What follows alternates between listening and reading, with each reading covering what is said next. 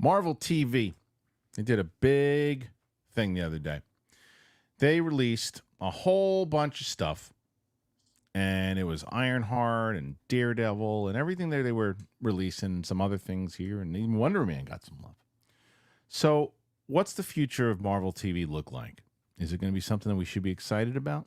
Is it going to be something that might be a letdown? Is it going to be something that they already were all in on and they had to go through with it? We'll discuss that and a bunch of other things, man. There's tons of other stories. You got Agatha just wrapped up. How did it land? You got Penguin about to wrap up. How did it land? How much did Coy love my interview with Renzi Feliz? We'll talk about all that and more. Thanks for joining us on the show. It's myself and Coy Jandro.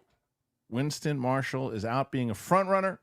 He's going to a parade that he feels like he is an actual fan of the Dodgers. No one on this panel believes that. So let's get into the show. It's myself and Coy Jandro. Here we go.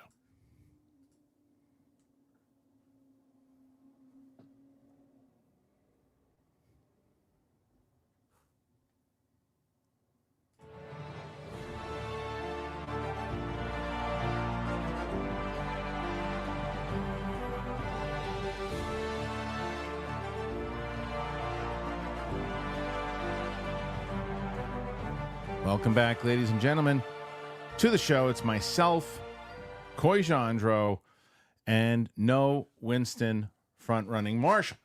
So today, it was funny because and to be fair, he wrote me last night and said, "Hey, I want to go to this parade. Is it cool? I'm gonna take the day off, do this thing," and he's also working on some other stuff for the show. So I was like, I didn't give him any crap during the text because like I said, he's working on some things. But you and I both believe that he's as much of a Dodger fan as you are. I think he's a fan of parades. Yeah. Big parade fan. I love when teams that I am nearby win. It's just like I can be the most. Sure. I don't even know who's playing on the Patriots anymore, but if they won, I'd want to go back to Boston because I like parades. But that's a different thing. It's a different thing, and we can talk about it to blue in the face. But my thing was less about, like, if you would have told me that you were rooting for the Dodgers, I would be like, okay, you're rooting for the Dodgers. That's fine. If you started talking smack about the Yankees and everything else too, even if you did, I'd be like, well, I'd probably give you crap because I'd be like, you can't even name one player on the Red Sox. But if you were an actual, like, you knew all the stats. If I was like actually Red Sox, then the Yankee thing would be like in my blood. Like Tim Sim right now is in the chat, and I saw him. Like, if Tim Sim's been giving little jabs throughout it and saying, the Yankees, I hope they don't blow it. I hope they do this. He's an Astros fan, right? The cheating, stinking, horrible, rotten, one of the worst teams of all time, Astros. But I understand Tim Sim because they have a rivalry. Rangers and the Yankees, Winston just became a shit talker. You can root for somebody. You just can't shit talk if you're not getting part of it. So Winston is one of my favorite people in the world. He is the worst sports fan possible. I think he likes to have something to be tribal about that doesn't feel like fandom. Like, we're so embroiled in the internet. I think there's like a piece to like old school sports rivalry. So I think it gets in him and then he just gets carried away. I think it's from a place of love, but it's misguided. I think you're right. It's not on purpose. Sports. It's true. 100%. Well, look, I think I might have something else for you. No, I don't. Do I? Oh. Hey, look at me. Hi. I'm going to tell you something. Can you talk to me, please? Look at me, comic book man. Look at this beautiful hat. I've never seen you in person on my screen. Look at you're in my house. This is so weird. That feels nice. Now I know why Spidey stays around. It's just a vibe. I like it. You hold me right there. I'll put my nuts on your hand, but not feeling them. That's warm. Okay. That's nice. Yeah. I was going to drag my nuts on Winston's head today. Yeah. But I'm not going to do that. Respect. Because he's not here. Fair. But you? Thank you. You're a nice guy. This is, we got mutual respect. This is consensual. Peace. I got nothing against the Yankees except for my zip code. Okay. But they did their best, and Winston is a fan of parades more than he's a fan of the team. Okay. Now I don't mind when you take selfies with celebrities. Bye. I do my best. All right, he's gone. All right, there he goes. All right. That was like really like if you actually look at the screen, It looked good. That's crazy. Like, that was an experience. It looked good. No, it's funny. He draped his balls all over Roka's head the other day, and it was the funniest thing. Roka was going like, swatting him away. It was the weirdest Who Framed Roger Rabbit. It was the best. It was the best. But speaking of Roka, so this is the thing. As I put it in the chat, Coy has never done a show just me and him while the contest was going on. So Coy is the only person left on the table to beat Roka this week. Roka stands at 111 right now. 111. You guys, both Winston and Coy, won the week last week with, I think, 113. So there's a possibility. And before we even got into a topic, you already have 14 questions thus far. So you're starting off strong.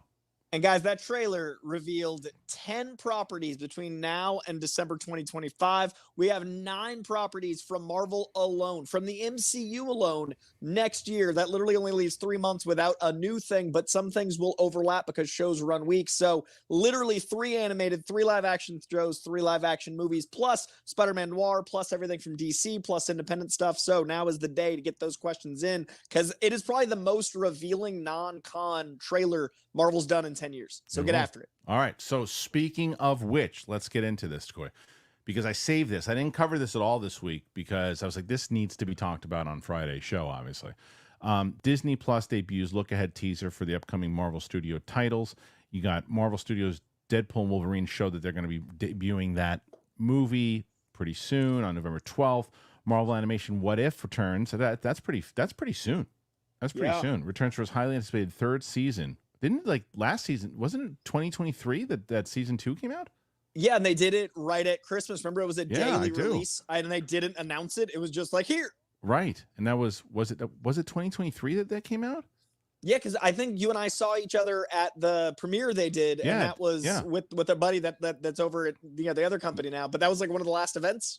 That was, so it's crazy that it's that. I mean, they must have shot them back to back, obviously. I think they were animating 1 through 3 simultaneously because if you remember, season 2 was supposed to, one of the episodes from season 1 made it into season 2 because it wasn't done. So I think they mapped it all out and then have been animating nonstop for these 3 seasons. Understood. Okay, let's see. Here is the next on Marvel Animation What If. Your friendly neighborhood Spider-Man joins animation's lineup on January 29, 2025. Now, that was something we were curious about when that was going to go out, so they gave you an update on that. Marvel Television's Daredevil Born Again original live action launches on March 4th. Ironheart, an original live action, is June 24th. Marvel Animation Eyes of Wakanda is August 6th. Also, Marvel Zombies comes out for Halloween. And then Marvel Television's Wonder Man original comes out in December 2025. That is a stacked year rather for Marvel in general, and then couple that with, of course, Thunderbolts, Fantastic Four, and Captain America. That's a lot of stuff. I looked at it, and I think there's only 3 or 4 weeks where there isn't something on the small or big screen. Because if you think about it, December 22nd, I think that's a 10-day, even if it's an 8-day show, that's through the 30th of December. So you've got 4 weeks. For which one? For which one? Which one? So you're saying December of this year, I'm saying December of this year to the end of December of next year, there's only like 5 or 6 weeks total. There's 4 weeks mixed in. So nothing in December. No, December 22nd is What If. That's this year. Oh my God, that's this. That's this, dude. Wow. That's like wow. So they're doing it again. Okay, great. Okay, Deadpool and Wolverine November 12th. What If is December 20th. So What If? So you're gonna have a break up until December 22nd. Yep. And then we're nonstop until like 2026. So that's crazy. The 22nd, 10 days, let's say, and maybe it's 8. Yep. That gives you the 30th. And then the 30th to January 25th, is it, or 29th on Spider-Man? Spider-Man is January 29th. Okay, so 4 weeks, maybe. And that's the biggest chunk we have all year because Spider-Man, I believe, is going to be weekly. And that'll mean that runs whilst we get Brave New World. Yeah. So we'll have 2 things with Marvel while that's out. And then Captain America's out. And then it is not long. It's 2.5 weeks from February 14th leading up to Daredevil. Daredevil is going to be multiple weeks throughout March and April. Right. By the time we get through that, Thunderbolts is out May 4th. Big Marvel date. Right. And then while Thunderbolts is still playing, we're not long out from the June show. Like it is literally crazy. Up until 2026. And I think this is honestly a combination of the pandemic changed the schedules for a lot of things. Yeah. Then the strike obviously stockpiled stuff. Like Ironheart's been done a while. They retooled a lot of things. So I think they're still intending to do their slow down, quality over quantity, but I think these things are quality enough and they retooled them enough. It won't sully the brand. And if a thing, what's interesting is if a thing does go badly, it's like, oh, sneeze, and now we're at the next thing. Like, this might be a good thing because there's no time for bad press. The flip side of that, though, I don't disagree with you, but the flip side is if it's really good, and then there's no time to breathe it in. There's no time to breathe it in. But I think that's pop culture now. Yes, but I do agree with you that the strike not only from Marvel pushed a whole bunch of stuff in to go. That's all of 2025. Like, you look at all the movies in 2025, there's tons of movies that were supposed to come out in 2024 that got pushed, and you're 100% right. Like, the Neighborhood Spider-Man was announced a long time ago. That was probably supposed to come out last year. What If was probably planned out, but that's coming up this year. They probably had What If scheduled for next year. Like, listen, if we can get it out now. Let's have it because they're done. That's season right. 3. So let's just get it. This is the last season. Yeah, and okay. I think they're rushing to the multiverse ending. I agree. And that's been the rumor. Yeah. But I also think the mutant saga I think it's a pro and a con, right? I think the reason they're doing it negatively is because it's not been received well. Right. Because if you're building a web and enough outside variables, like if you've got a spider web, we'll use the Spider-Man metaphor, but you got a spider web and enough big bugs land in it and throw off your whole plan, that web's not beautiful anymore. And I think this could have been something special, but the combination of pandemic, strike, all the bad press, the change in how fandom interacts with content, the change in how art is received, all of that made it so I don't think it makes sense to keep trying to fix this web. It's time to tear it down and build a new web. And then you've got the positive of that is Kevin Feige is X-Men. He is Fantastic Four. He loves these characters. I think we're going to enter a new golden age of Marvel once we can get rid of whatever pieces they want. And that's the beauty of a crisis-like event of having Secret Wars you can pick and choose after. Oh, yeah, I agree. And like, you even look at the rest. I mean, Daredevil was supposed to come out earlier. I remember that. I mean, and then they pushed it obviously to 2025. As you mentioned, Ironheart was, I remember sitting next to you at D23 years ago when they showed stuff from it. So that was probably supposed to come out. So yeah, I think you're right. I think everything got pushed back because we hadn't heard anything really about Eyes of Wakanda of when it was even sniffing around. We saw footage at that premiere for What If season 2, right? But it didn't have a date, it didn't have anything. And then Mark Bernardin's a buddy, and he's talked about it like as his excitement for it and what he thinks it's going to do. Is he working on it? I feel like Mark Bernardin's a writer on it. Oh, okay, good. And then Wonder Man they shot forever ago because I ran into Yaya over a year ago, and Yaya and I had talked about Wonder Man, so I think that's been done a while too. Right. And his reverence for that character is why I'm excited, because Yaya's reverence for what he did with Watchmen is one of the reasons I think that show was so astounding.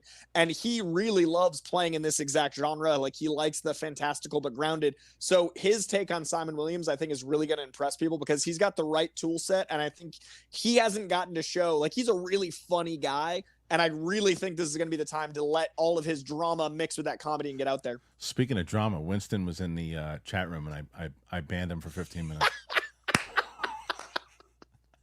We did open the show just going at his love of parades. Yeah, I banned him. Oh, that's amazing. I banned him.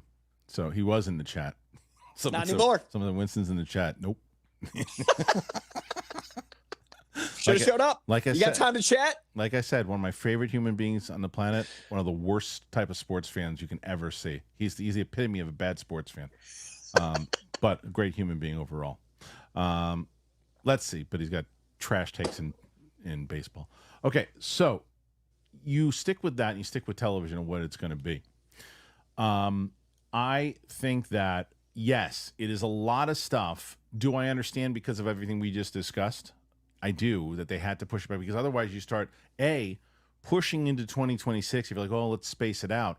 This is the problem with a shared universe because you have all these things that if you're like, well, let's wait to put Wonder Man or put, any one of these other ones later. You're like, yeah, but it doesn't line up with the other movies now. It's past the continuity, and that's where it gets screwed up. So I get it. I just wonder, how much this stuff is going to tie in, and should it tie in case it doesn't hit? I think they have to go with their original plan, because if you let things just fall apart, it'll feel like it never had a plan. So I think everything's got to kind of come to culmination in Secret Wars, but that also means that a certain amount of stuff has to get out there. So that's a big question I have with the Agatha finale. Like, are they going to try to get a Tommy storyline? No spoilers for Agatha in case you haven't seen it, but are they going to try to get a Tommy storyline in any way pre-Secret Wars? Are they going to try to bring back certain characters before that? Or is there a certain corner of the universe that survives Secret Wars? I think they're in for a really interesting transition in the next 3 years. Yeah, and it's going to be there's a lot of stuff that it's riding on, because you get Captain America now that's coming out in February, not testing well thus far, and it doesn't mean that it can't. There's been tons of times when things haven't tested well and they've done some work to it and it's come back and it's been a hit. So there's a shot that it still comes, pretty well. And then you got Thunderbolts, which I think is looking more intriguing to people, and then Fantastic Four. So as long as they can, and then they have all this stuff in between. The ones that I think that really need to hit when you look at this list, right? Like Deadpool and Wolverine obviously is going to do well for them on streaming. This What If is it's not, if it stinks, it stinks. No one's going to care. If it's great, no one's going to care, unfortunately, right? It's like we'll care, like people who watch it, but it's not like going to move the needle for the MCU. It's just because they don't ever really use What If to continue their stories. Like if they ever had a shot to do it and they ever were going to blend in the What If stuff, they should have done it in Doctor Strange in Multiverse of Madness with all the stuff that was going on. The fact that Agent Carter was a different Agent Carter, the fact that Zombie Strange wasn't the same, like they wasted. And that movie, I think, was one of the things that was within their control. Like I don't know if Multiverse of Madness without the strike or the pandemic would have been any different, because those decisions felt like conscious decisions, and that really undermined What If. And that's a big thing I had with I love the show Hawkeye's potential more than I loved Hawkeye, because it felt like the Kingpin choice really cut the ankles out from that show in general, and like certain choices do affect the greater tapestry. But you've also got other things like Echo, which doesn't feel like it negatively affects things, because you've got Daredevil as a bit of an antagonist, but it still feels like Daredevil. So I even She-Hulk, which is like a forbidden thing to say with corners of the internet, but I think that take on Daredevil doesn't change the Netflix Daredevil at all, because it's a different, lighthearted, like it's in a different environment, same guy. But is it Kingpin though? That's like a question. Here's a question though too that I don't know, and I was going to ask you this. I'm glad you brought it up. Is that Daredevil from She-Hulk? Is that the same Daredevil that we're going to see in Netflix as far as in that universe, or is it a multiverse Daredevil? So I think the way it was originally going to be was that Daredevil's tone, which is like a very Mark Waid comic book tone, very cheeky, was going to be the new show, the one that they just reshot entirely. I think now Daredevil, Charlie Cox, Vincent D'Onofrio, is effectively season 4 of Daredevil, to the point where even the the bunny painting that Kingpin looked at all of season 1, by the time you got to season 3, the rabbit in the snowstorm painting had that blood splatter on it. That was in the trailer for Born Again, which means that event occurred. So it's effectively season 4. So I think now retroactively, the yellow suited Daredevil from She-Hulk, they wouldn't have Charlie Cox in a scene and then like, whoop, not me. I think they're just going to make it all one transition into one thing. It's certainly possible that they do it that way. There's also with multiverse, you can kind of make a bunch of excuses for things. For 100%. Sure. Yeah. But those types of things are what's coming down the pike. They have a lot of things lined up. They have a lot going on. 2025 is a big year for Marvel in general. I think Ironheart is really going to surprise people, because that was you and I spoke at D23 at length about how much we love that footage, and it was not released until these 20 seconds we got. And I honestly think the tone between the Ryan Coogler grit meets the mysticism of the magic side of Marvel is going to be the Hood and Ironheart. Like technology and magic coming together is how we get Doom. I'm so excited for people to see more of that footage, and I think Ironheart's going to be the biggest surprise of the year. I think people are excited for Fantastic Four. I think it's going to be great. I think Thunderbolts trailer already surprised people, but I think people are counting out Ironheart, and they shouldn't be. Agreed. Got to address something in the chat real quick. There was, I love this one guy, but he loves to fight. He loves to fight. But one of the things is that, but going back to baseball, because this lunatic in the stands. Yesterday, Steph and I were talking about it, and with the ball grab. Yeah, I even saw that. I said, and it was like hilarious that's what this New York lunatic would do, right? Was it a funny thing that the guy was trying to do? The fact that you look at it, you're like, what is this lunatic doing? Yeah, I laughed at it. But should the guy have been banned? 100%. Could he have injured Mookie? 100%. He is absolutely should be banned from every stadium that he's ever. And he's a diehard Yankee fan. Get him out of there. He was an absolute idiot, and he could have hurt Mookie for sure. So, and then I'm still and I guess that's you from someone who's done stand up also. I will always, and this is the same thing about tell people reactions when I'm watching like Alien Romulus, I'm cracking jokes. I'm always going to find humor in a situation every fucking time. And it's like the fact that this guy is jamming his fucking hand in and going like this. Thank God Mookie didn't get hurt. Thank God he didn't get hurt. It was because this guy was a fucking asshole. But to say that this isn't,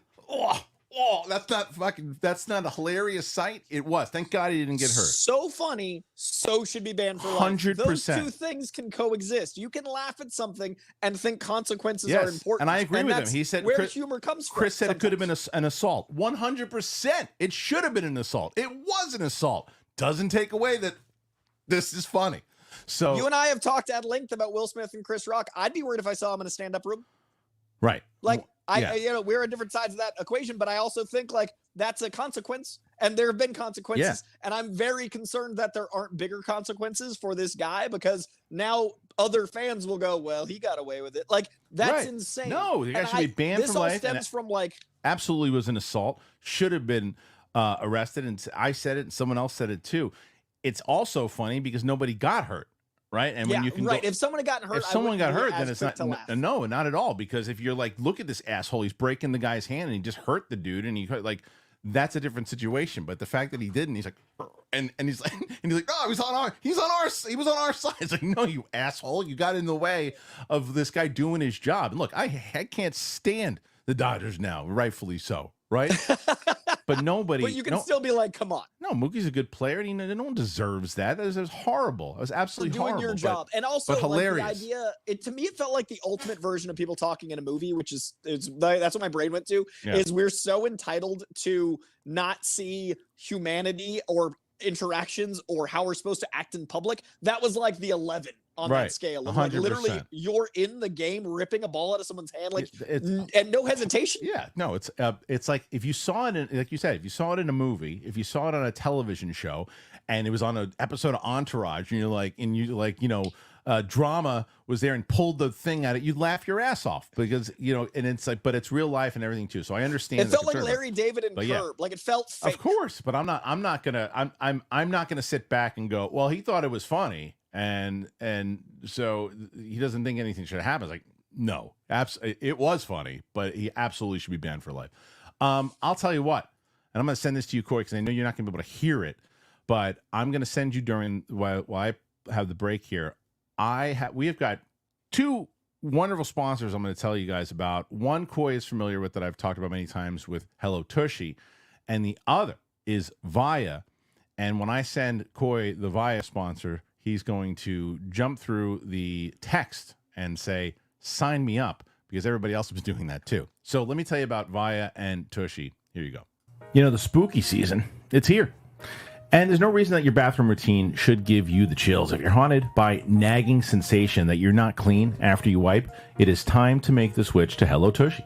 I've been using Tushy for a long time, and I have two of them in my house, and I really love them. I'm so excited to tell you guys more about them. Hello Tushy is the modern bidet attachment that uses a stream of fresh water for a complete and soothing clean. The Tushy bidet, it attaches to your existing toilet without the need for additional plumbing or electricity. Installation, simple. Takes less time than it does for you to go to the bathroom, just under 10 minutes. Toilet paper only smears your poop around, but with the Tushy bidet's nozzle adjuster, you get a precise clean every time.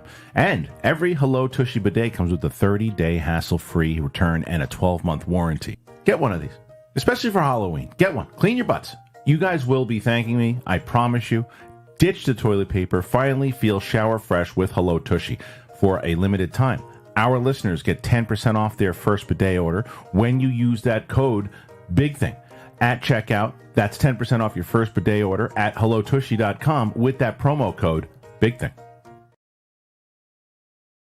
As the crisp fall air now rolls in and those leaves begin to change, don't rely on pumpkin to spice up your life. You got to embrace the natural power of cannabis this fall with Viia. Whether you're lounging by the fire or you're exploring new adventures, Viia's premium, federally legal cannabis products are your perfect companion.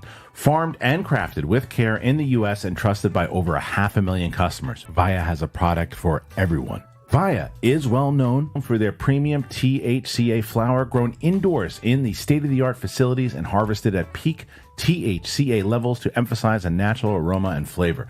They're constantly adding new strains to its website every week, as they're always receiving fresh new strains from their independent farm harvests. Viia is also well-renowned for their award-winning THC and THC-free gummies. Yum. They sent me some. Loving it. Digging it. Big fan. Especially after I moved, I needed a place and I found Viia. If you are 21 and up, check out the link in our description and use that code Kristian to receive 15% off. After you purchase, they're going to ask you where you heard about them. You got to support our show, and you tell them that we sent you. This fall, enhance your everyday with Viia. Come on, you are thanking me already. Come on. Come on. Viia. How far we've come. Right? I just watched that shocked. It literally looks like the dream of a stoner 20 years ago. Like it's so curated and polished and refined. Dude, let me tell you something. That I love all of our sponsors. I'm in love with Viia. Last night, so they curated this whole thing for me. There's like stuff for concentration. There's stuff for it just says love on one of them. I assume that's something pretty fun. But then there's one for sleep, and I took one for sleep last night, and what a peaceful sleep. So nice. Gummies. So I'll admit something here, Viia, if you're watching this. I have yet to have a positive edible experience because I always am misdosed or given the wrong type. I just haven't had a good time ever. And I try about once a year. This actually has me intrigued because of that. Like that minute really got me. Yeah, use the code. Use the code. I'm impressed. It's awesome. I saw in the chat room when I first on Monday when I debuted them. This is the one I'm signing up for. I'm signing up for this. You got me. You got me. And I was like, I don't blame you. I hope that everybody signs up for this one because they're the best. And Hello Tushy's been with us forever too. So, all right, moving on to some other stories here. Coy, so far so good, man. You're at 20 already. You're 20 questions already after the first story.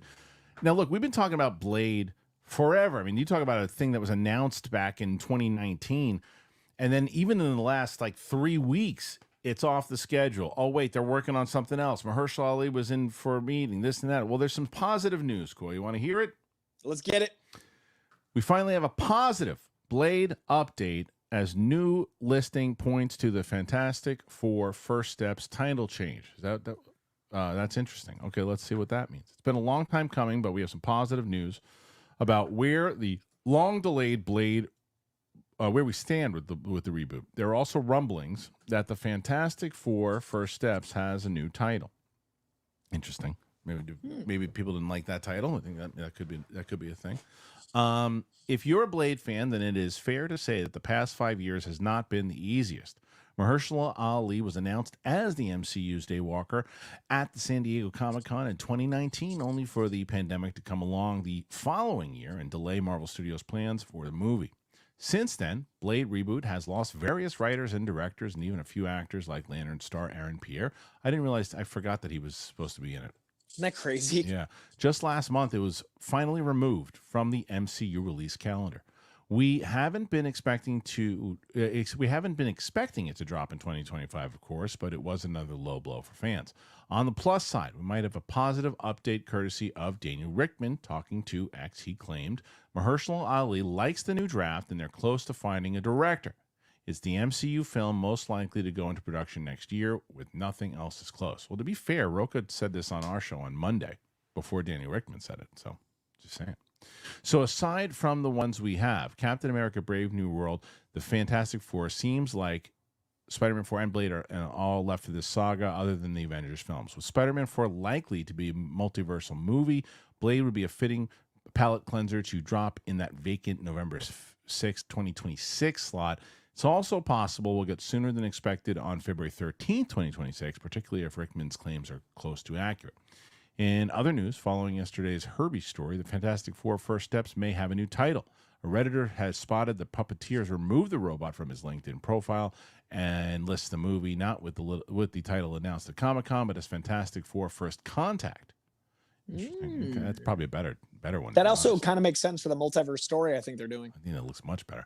It would be strange to alter the movie's title after announcing it in San Diego, but let's face it, this wouldn't be the first time that's happened. Prior examples are Agatha all along's many monikers, Captain America's New World Order, Captain America Brave New World, and Avengers The Kang Dynasty, Avengers Doomsday. We'll see, but and Civil War was different too, wasn't it, at one point? Jokingly, they called it Serpent Society. That was like in the panel joke. Okay. Pedro Pascal, Vanessa Kirby, also Cyril. Okay, that's fine. Okay, so let's start with Blade then, Coy. So this is when on Monday, Rokas had pretty much said this before Daniel Rickman said that he had heard. I guess there was somebody who had heard Mahershala kind of coming out of the office talking about it and saying that went good and positive vibes, and it didn't. And even though everybody was like, well, they pulled it off the schedule, that means it's toast because it's just been through so much shit. It's very, very acceptable and reasonable and likely that they said, okay, you know what, we're just going to push it back and we're going to go to 2026. We're almost there. And now they feel like they're there. I think they should date it when they filmed it. I think that we need to learn lessons from mapping out too far ahead. And I think pulling it was much smarter than delaying it again. There's only so many times you can move a date where you lose faith in the project, and they might have already passed that. But pulling it is at least you're only going to have one more date ever if you do it right. So I think pulling it was smarter than delaying it. I think getting your ducks in a row, getting it filmed, like really map it out. And I think Marvel in general should only map out like the next year or two at most publicly. Have a plan internally, but it's enough of a brand. People are going to be excited if the stuff is consistent again at the Marvel Studios logo. They don't need to be waiting 2 years for it. So I think pulling it was smart. I think that if this is true, I want a good Mahershala Blade. And I also think we talked about it on the last show. This is a good opportunity to either do one and done pre-Secret Wars or have him survive and have the supernatural side go through to the other side of Secret Wars. So I don't know if that has anything to do with the new script, but I really hope it's the contained, smaller version we kept hearing. Me too. I really think this is that, but this all gives me hope more than anything. I feel like they're listening to that, and I feel like the good news for fans of Blade that want that, I think you shouldn't look past the fact that Kevin Feige wants to do, if the rumors are true, and I believe that they are, that he wants to do a more grounded Spider-Man, but can't because Sony wants to do bigger and then leading into it. Well, Sony has nothing to do with Blade. And they can do whatever they want to do. And I think by doing a big movie, $100 million, $150 million Blade, massive mistake. Massive, not only on returns, but the feel of it will look different. Also, look at the audience right now. The number one thing that people talked about in that entire sizzle that was 9, 10, 11, if you count Deadpool properties, was Daredevil. Right. A grounded, gritty Marvel. Yep. I think there is a lot to be said about one that's got a built-in audience, Save Daredevil, all the campaigns, like that is one thing, but there's also a tone we want. I think the average person, like more people than not, put Winter Soldier in their top 5. And that isn't recent. I think there is a tone in Marvel we want more of. And I also think that 2008 was 16 years ago, 17 years ago in a month and a half, which is insane, which means if you were 4 years old when Iron Man came out, you can legally drink. Let us have adult stuff. Let it be small. Let us there's a market that isn't being saturated. Make it grounded and adult. And I think that Kevin Feige knows that. I agree. And I think you can try to get that step and take a new era. Look at it so you're not a wrestling guy, but there's certain things with wrestling where they did is they went through different phases, right? Like they went through the 80s golden era was like the comic book characters come to life superhero things with all the Hogan versus the evil Russians and all that kind of stuff. There was that thing. Then it went into this kind of different era with Bret Hart and everything. They trying to change it up a little bit, and then they went into Attitude Era, which was rated R almost, with all the crazy shit that they were doing, and they went adult wise, and then they scaled back to PG-13. Then they made another balance of it. you don't always have to stay in one. And it's the one huge argument that I always made for people, especially Dave Filoni, who just lives in that old school mentality. And the same reason, like you look at like Skeleton Crew, which you and I talked about it beforehand. I think we both are on the same page with it. Looks like a fun adventure show, and it looks like the Amblin, like they're trying to take that, but they slapped Star Wars on it because it's a Star Wars thing. Do you know my favorite Fast and Furious film is Fast 5? Yeah, and I love Italian Job, and the Italian Job sequel is Fast 5. They just added the Fast and the Furious stuff to it. Like they were going to make a movie called The Brazilian Job that was Cars, and then the script sat for 10 years, and then they were like, what if it's Fast and the Furious 5? And that's what helped restart the franchise. I almost guarantee the Skeleton Key was a great script sitting there unmade, and they were like, we need a Star Wars young adult show. Yeah, Skeleton Crew. Thank you. Yeah, but like it just feels like they just put like, what if there's droids? Like it doesn't.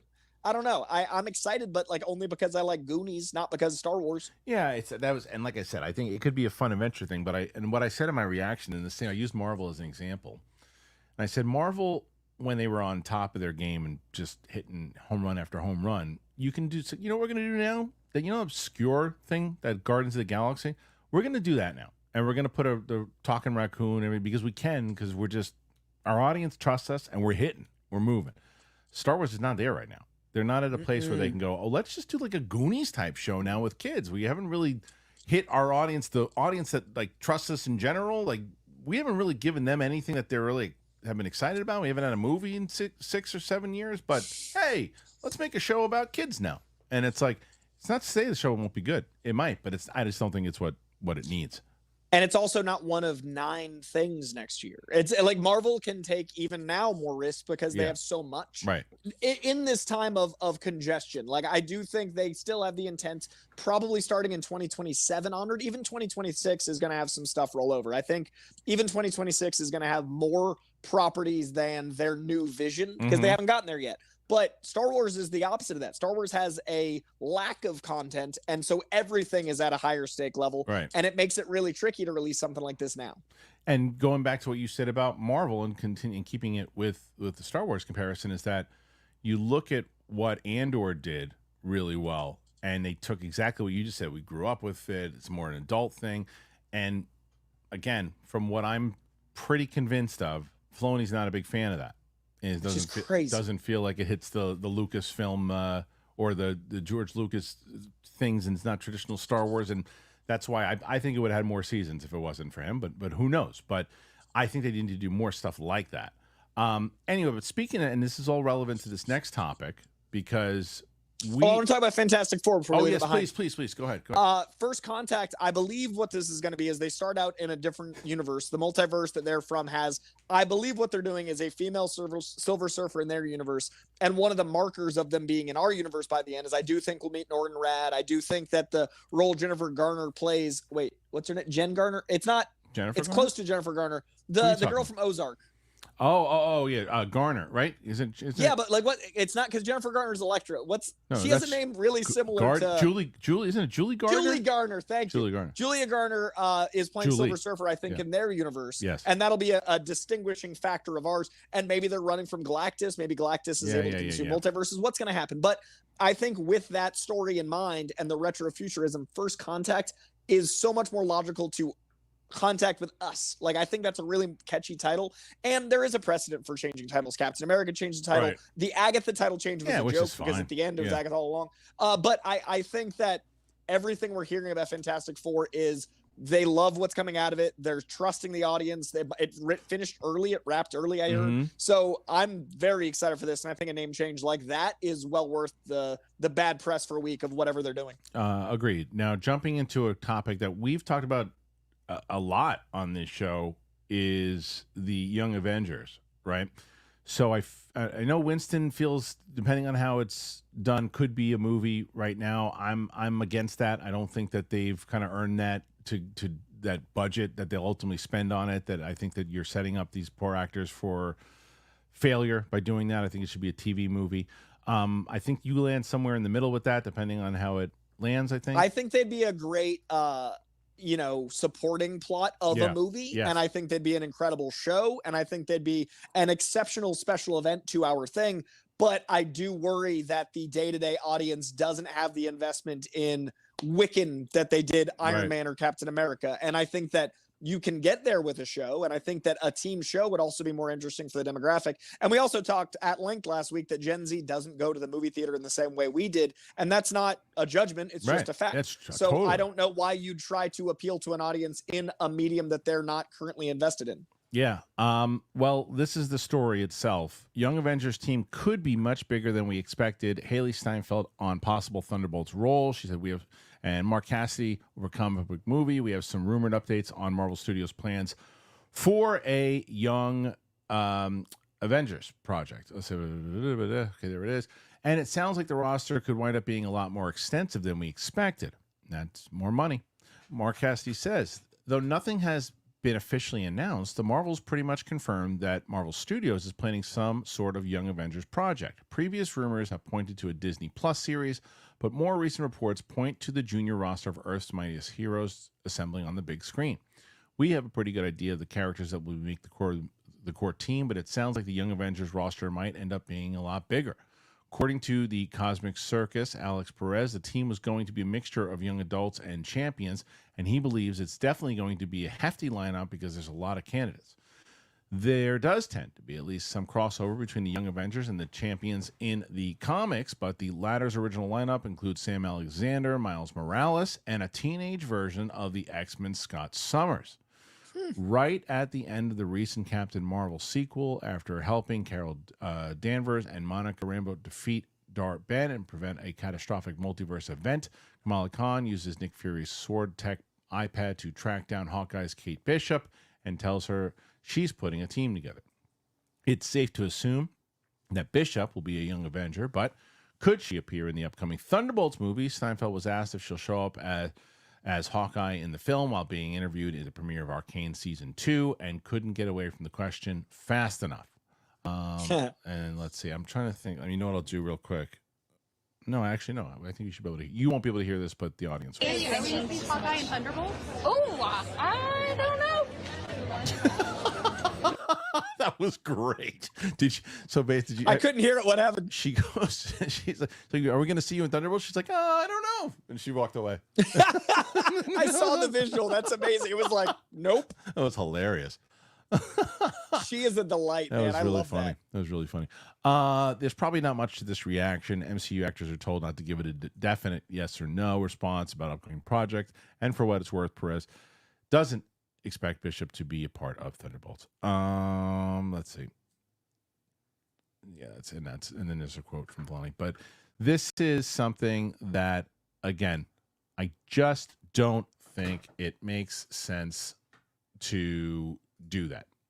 I don't think it makes sense to make the movie. I just think that it's like, oh, we really love these guys, we really love what they're doing, and we want to give them a movie, and then we're going to spend all this other money to put in all these other characters, and it's like, I think it's too much of a risk and too much pressure on these young actors. I think it's a mistake. I think different mediums have different purposes, and I think that Marvel's uniquely poised to use their mediums, just like DCU is setting themselves up to use their mediums well. Some stories take 6 hours to tell. Some stories take 2 hours to tell. Some stories are aimed at a certain demographic. Other stories are aimed at other demographics. I think personally, a Daredevil movie would do better than a Young Avengers movie. Even though the branding of Avengers is strong, the characters that have been introduced are not as strong to the movie going, the actual theater audience. If you look at the demographic of who's buying tickets, you need to keep that in mind with what medium you're using. Wait, I would much rather. I gotta do this. Hold on, it's a prank call. Hello? Hello? How? Hello? This is Mary from Med Health Center. I'm calling to let you know that after this recent open enrollment, if you have Medicare Part A and B, you're eligible for great newly added benefits like monthly $180 cash back. Yeah. So, do you have Medicare Part A and B? No. I get it, but these newly added benefits have just been approved in your state. It will only take a minute to check if you are eligible for $180 cash back. So, do you have Medicare Part A and Part B? Sure. Okay, great. Just hold on a second. Now, who are they going to give me now? Let's see. I like how she wouldn't take no for an answer. Yeah. Let's see who they give me. Sir David speaking on a recorded line. How are you doing today? I'm okay. How are you? Sir, I'm doing fine. Thank you so much for asking. Basically, this call is in regards to quick inquiry about the extra benefits of the year of 2025. You do have Medicare Part A and B? Not anymore. How old are you? I believe that, it depends. At heart or... He hung up on me. How old are you? It depends. At heart or he got rid Just of me. the immediacy. He's like, something's wrong. Something's wrong. This They're man's on not us. all. That switch. I've never heard a bot be sassy. He's like, You don't have A or B? Yeah, unbelievable. Assholes. They've been calling me left and right, trying to scam. You're on some list, dude. Dickheads. All right. So anyway, Coy. So mediums affect the experience just like a graphic novel versus a series versus a miniseries or a long run. Like you got to look at the medium of your audience, and I just don't know if the audience is the same one that will show up. Whereas they need to find some support on Disney Plus if they want to keep doing shows. Maybe that's the answer. So I think we'd need at least a show first, and I think they'd be a great subplot in a movie. But I don't know if people would show up with them on the poster and spend $20. Yep, agreed. What do you guys feel about it? How do you feel about it? Put your comments in there. Tell us. Switching to DC for a little bit. Coy, you had commented on the picture, obviously, and I put the interview up with Renzi. It was, I don't know if you got a chance to catch any of it, but we talked a lot about the Penguin. He's quickly becoming one of my favorite people in general. And not only did I like him already from the show, he's just a really good dude. So I really like talking to him. So if for anybody who's watching right now in the chat, if you haven't seen the interview with Renzi, please do. I asked him about the show and whether, he said it was intended to be just a one-off, right? But he still said they're still talking about season 2. So I'm curious about it, but there's only 2 episodes left this season. How many have you seen? I'm only one. I've seen through 7. I want to watch 8 with the people. Okay, so 8 is 8. So you're caught up. You're caught up already from this week. I'm 3 days ahead. I've seen this Sunday's episode. Okay, so this is going to be interesting to see how they deliver on it and how it ends. And I'm curious where he's going to go with it. But I feel like this show is. Do you think that they're going to do a season 2 of this show? I think originally that wasn't the plan. I think it was meant to be a contained series, but I think that it got an even bigger reaction than they expected. The show was born of Colin Farrell loving playing it on the Batman, and then they had the idea and it grew naturally. I think a similar thing might occur where it grows naturally from this progression. I would love if between this and the Batman 2, we get an Arkham show or something else, because we have 2 years until the Batman 2. We have time for another show. Yeah. I would want an Arkham show or a GCPD show or any of the other number of stuff that they've talked about. Matt Reeves even said that ideas from the Arkham show got blended into Penguin. So I'm sure that's maybe Magpie or some of the things we saw in episode 4, but there was also a GCPD show, which I think some of those ideas are getting worked into Batman 2. I'd love to see something like that even before, and then maybe a Penguin season 2 after the Batman 2 or whatnot. I think there's a lot of room for exponential growth out. I mean, we could have 2 shows between the movies. I'd be very happy. I think so. And I like the place that they're setting up, which is also one of my favorite parts of the interview when I said to him, look, if you watch the clip, and I'm going to put it on the Clips channel, but I asked him about James Gunn. And I said, when James Gunn and Safran came in, were you worried? Were you nervous? And before I could even finish, he's like, yep, yes, I was. He was like, because, yeah, you can only imagine. But speaking of James Gunn, speaking of Supergirl, they cast somebody. Dude, I'm so excited for this. Yeah, so this is already the cast of DC Studios' Supergirl, Woman of Tomorrow continues to expand, this time with the addition of 3-body problem star Eve Ridley, who, if you saw that show, she played the little girl in the video game sequences, I believe, as Ruth Mary Knoll. You can find more details. Deadline reports that Supergirl Woman of Tomorrow has cast Eve Ridley. The 12-year-old star is on the rise after playing Fowler in D.B. Weiss's David Benoff and Alex Wu's splashy Netflix series, but this is her biggest role to date. In the Supergirl Woman of Tomorrow comic book, the bad guy is Krem of the Yellow Hill, kills a young alien girl's father. She draws Supergirl into the conflict. Noel is a noble and honorable warrior who travels across the galaxy with Supergirl to hunt Krem for killing her father in cold blood. The movie also appears to be a direct adaptation of Tom King and, is it Blequist Evely? It's Bilks Evely. Bilks Evely, thank you. Of the same name. So Ridley will likely have a major role as Ruth in this story alongside Millie Alcock's Kara Zor-El. All right, so Coy, you know the story pretty well. What do you think of the casting? Dude, this is my favorite Supergirl story of all time. It is in my top. What happened? What'd you do there? I didn't touch anything. My hands are here. What happened? That's your. I don't know. That's your camera. That's not mine. I know what happened. There you go. I don't know what you did. I'll just do this. Just do that. I'll just hold it for a minute. Works for now. What's it called? It's in my top. Oh no, it's changing again. It's in my top 20 DC comics of all time. What is happening? There you go.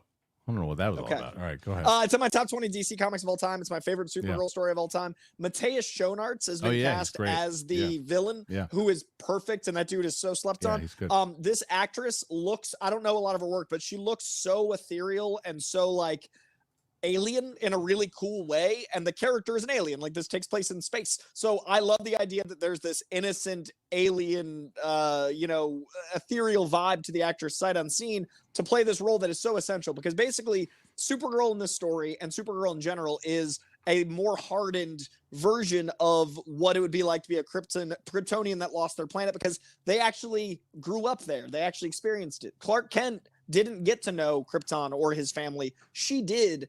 And then she was trapped on an asteroid and couldn't escape. So she got hardened by loss, by isolation, by all these things. So what happens is Matthias Schoenaerts' character kills that little girl's family, and that little girl swears revenge. Yeah. And Supergirl doesn't want that blood on her hands. So she vows to do the revenge for her, and they go on this quest together. So you need that innocence. You need that ethereal nature. Like, everything that this kid looks like is exactly the archetype. So I think she's perfect. I think this story is going to make Star Wars fans super happy. It's like a crazy space opera. It is. I mean, read it. It's and Tom King is actually working on the movie. I don't want to read it because you want to see the movie. I want to see the movie now because there's sometimes when you can read something, but they're going to change things significantly. Doesn't seem like it. Because he's working, like, the writer of the comic is working on the movie, and that makes me so happy. That's what I'm saying. But this is why I think this is one of the things. So Derek Johnson, who's a daily contributor to this show, and I love him to death. He's concerned about the DCU, right? He's concerned about where it's going to go because he's a DC fan in general, and he just felt like he's been let down and doesn't know. This is the type of stuff that I would say to Derek, get happy, because you look at what James Gunn is doing, and he's being about as authentic to the comics by bringing in the original writer, by staying true to it, by sticking to, and it looks like they're going to do a lot of stuff with Superman that's portraying to a certain comic run also, right?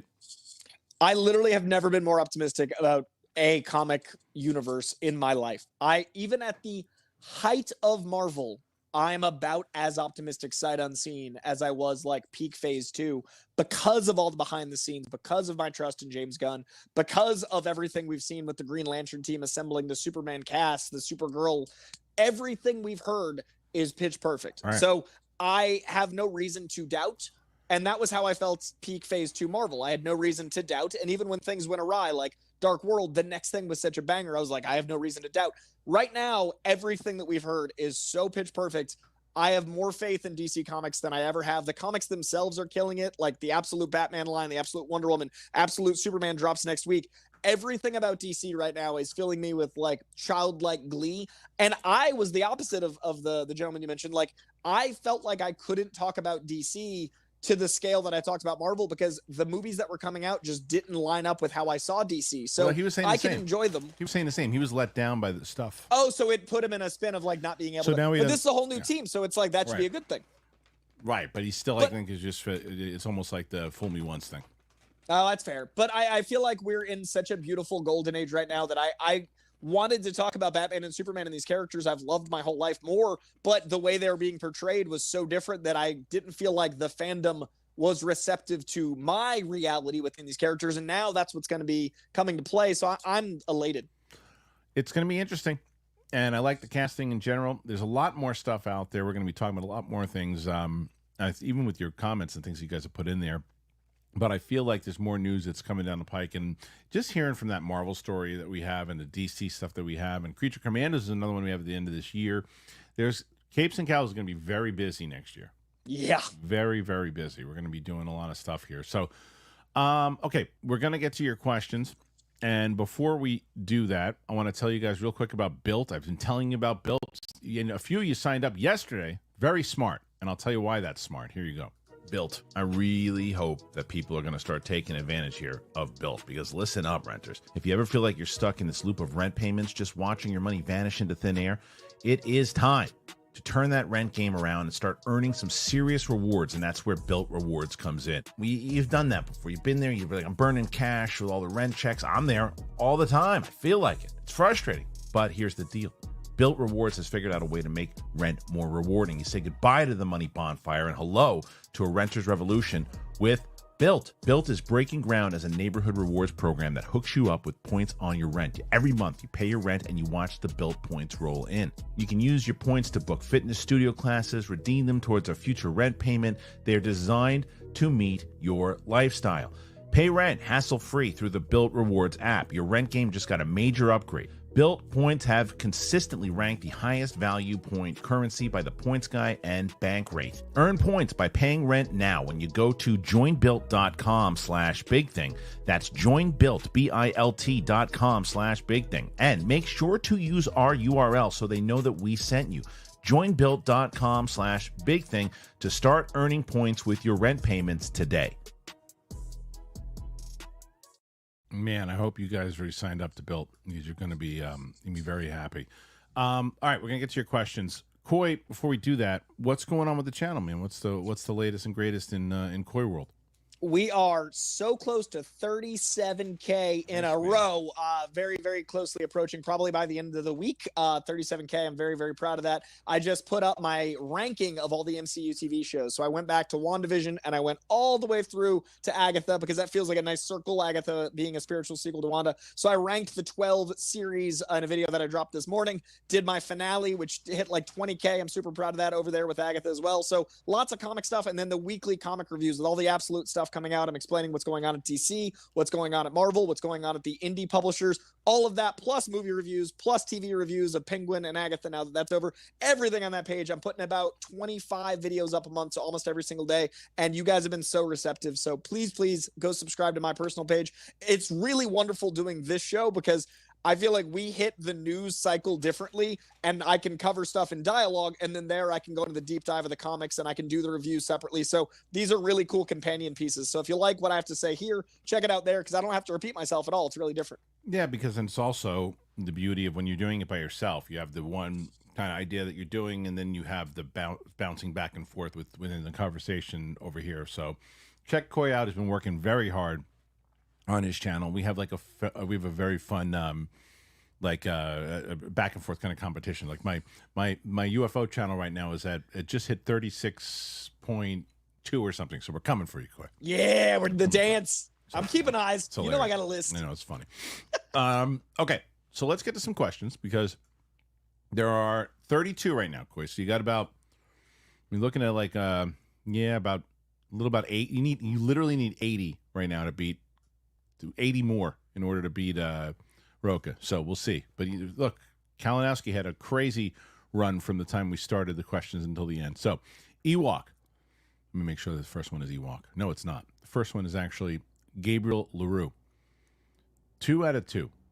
Venom Nom. Sorry, I had to. I guess he loves Venom. That's all right. That's all the way. Actually, no, I think Ewok was the first. I don't know. Rank the Batman themes by the following composers: Danny Elfman, Shirley Walker, Elliot Goldenthal, Hans Zimmer, Junkie XL, and Michael Giacchino. Rank the Batman themes. Okay, themes. Well, it's going to be hard for me, because the only ones I really, know, I guess, are the Danny Elfman ones, the Hans Zimmer one, the Junkie XL, and Michael Giacchino. I'm going to rank those, because which one's Shirley Walker and Elliot Goldenthal? I don't know that one. So I'm going to say I'll put Junkie XL last, then I'll put Michael Giacchino, then I'll put Zimmer, and then I'll put Elfman. Oh, why are you muted all of a sudden? What happened? That happens to you sometimes for your phone. I don't know what it is. That's like, yeah, I didn't mute you, so you might have. Is this? Oh, is that? there Did you I go. fix it? Yeah. Did I fix it? Yeah. You Yeah. fixed it. You fixed it. I'm gonna go because I've been listening to it a lot because I dressed as Drifter Bruce Wayne because yesterday was Thursday, October 31st. I'm going Giacchino first. I think he's my number one now. I really feel like that's how I feel about Batman, that gothic undertone.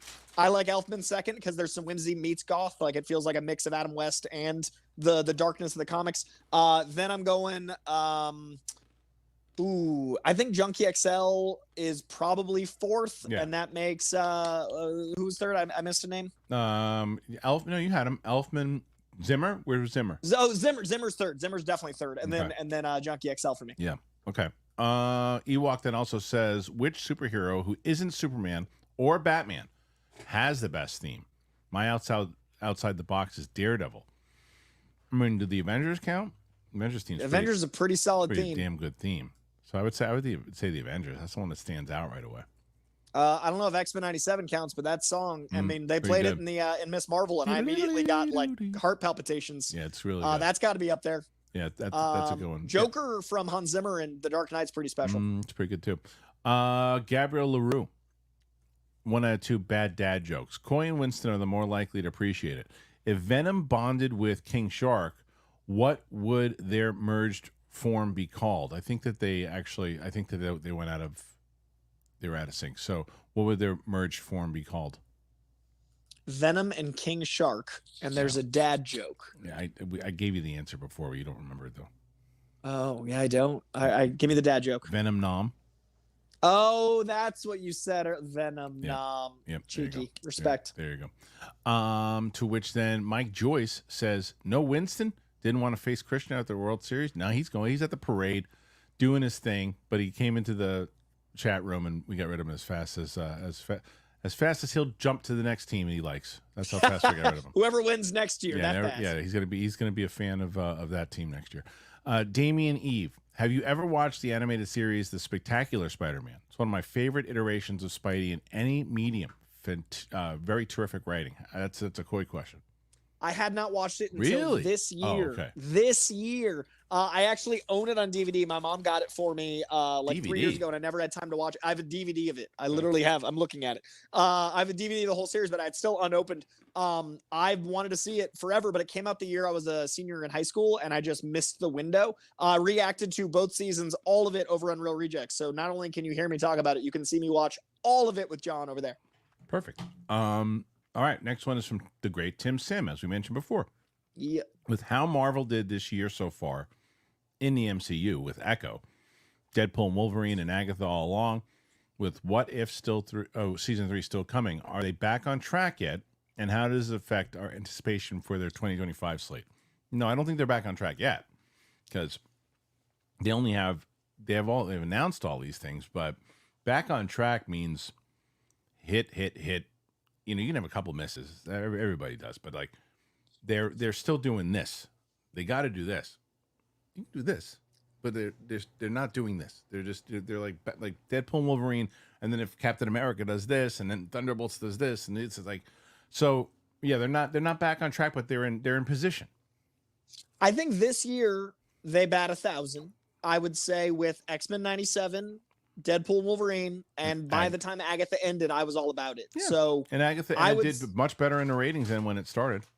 And yeah, I think Agatha grew into a really special show. Yeah. So I'm gonna say this year, yes, but we still have What If left, and even if What If is mediocre, say right now they're batting 1,000, and that's 500. I still think batting 700 is good for a franchise of that size. So as long as they can keep up the stumbles are either not huge stumbles or the stumbles are super infrequent. That's how I feel like they're back. It's got to be one or the other. They can't have a multiple stumble that are or you know what I mean. So I think they get back to phase 2 level quality in the next 5 years though. Aaron Ambrose, going forward, whenever someone uses a magic user in the MCU, Jack Schaefer needs to be consulted. What she did with WandaVision and Agatha is amazing. So what are they talking about? Jack Schaefer is the showrunner on Agatha. Yeah. She was the head writer on WandaVision. She directed a lot of both shows. Okay. So she's like the leader, the guide of that little corner of the universe, and she's absolutely a force.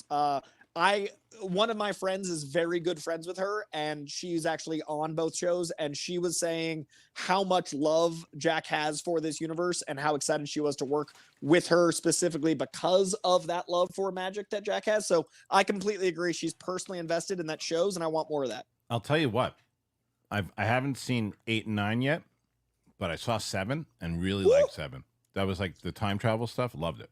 7, I think, is one of the best episodes of MCU TV. And then I was worried that 8 and 9 couldn't be as good. And I think 8 and 9 stuck the landing so much that I like 1 through 6 more than I did. Right, because it was beautifully. It told the story, and then you go back and you're like, oh, that makes sense of why they did what they did. Yeah, we so for people wondering about the reactions, even today, my little one is terrified of needles and pricking fingers and all that stuff. And they took her today for just her checkup, and she was sick and all, but not this time. But she's been sick, but she's better now. And so they took her for like a checkup.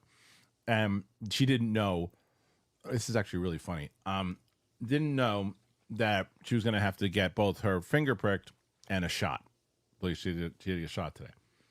So, needless to say, what should have been about a 20-minute doctor visit turned out to be almost a 2-hour doctor visit because of not wanting to get any of this done. My wife got so desperate, Coy, that we now have a fish in our house. You got a pet out of sheer panic. Bribery. She bribed her with a fish. Now I'm going to go home, and there's going to be a fish that is going to be dead in 2 weeks. Oh, that fish will not. A goldfish bribe. It's not survive. a goldfish. Like I don't know what it is, but like, there's a tank. There's all this stuff, and I don't know what happened, but now I have a fish at my house. That is a committed bribe. That is a lifestyle. That is a desperate bribe. There's no doubt about it. Anyway, so the reason I bring that up is because of that. My wife was supposed to do Agatha today. I'm probably going to have to finish Agatha, the reactions, by myself, and it's going to be harder for Sadie to do TV shows. I realize that. Just going to have her do movies. But I did, as I was telling you, we did Warrior, the 2011 movie, Sam and I today, and it's probably the best reaction we've done so far. I've seen the movie 3 or 4 times in my life already, maybe more, and I still feel like I'm watching it for the first time and still get emotional. And Sam's never seen it, and she cried like That's 8. cool. She cried like 8 times. That's really special. It was great. All right, Aaron Ambrose. For me, Agatha is Marvel's best live action series, along with Loki. It was so well thought out and connected from start to finish. I can't wait to see some of these stories continue in Vision Quest. I guess it does get people. I mean, it has done what it is. It's like the little engine that could, because smaller budget, nobody wanted it or nobody cared about it. You know, like, why are they doing this show? And it's very similar, like Andor, when they announced Andor. We're doing this, and we're doing this show, and we're like, well, why would you, at all the shows you could do? And then I was also like, well, look, if they're going to why are they doing more in this Wanda verse? This makes sense now why they're doing it, and they believed in their story, so good on them. I think if you have the right team and they have a really beautiful script, it is the way to get people involved in new stories. The last thing I want, and the thing that I'm probably most afraid of, is 10 out of 10 properties being just playing the hits. And I know they need to do that to course correct as far as like brand awareness and brand popularity. I get that there will be a time that is the necessary evil. But if you only do 10 out of 10 playing the hits, the band doesn't make new music. The band doesn't get a new hit. The band doesn't have a new sound. I think this is how you bring in the new sound. You have a trusted band experiment. So I hope we get to keep doing stuff like this, because again, it didn't work for me in the beginning, and I did not love all the humor. I didn't connect to the characters, but by the end I was so enthralled that retroactively it's absolutely in my top 5, which I'm so happy that I didn't quit. Like, the fandom on this show was right up there with Snyder fans as far as like me being just done with them. And I was almost done with the show because of the fandom. Wow. But I love the MCU, and I love Agatha Harkness, and I love Catherine Hahn, so I really wanted to watch it. But I almost stopped reacting to it. I almost stopped tweeting about it. I almost stopped talking about it publicly anywhere, because the fandom was so angry that I was being honest, that I was like, look, I respect that you're enjoying it. These are my things with it. This is where I see pros and cons. But they, like, if you said a single negative thing, they just got vitriolic. The pro people are almost as bad as the hateful people. It's insane. It's so bad. I can't stand them. There's no nuance. And if I'm making an 8 to 10 minute review, I want to.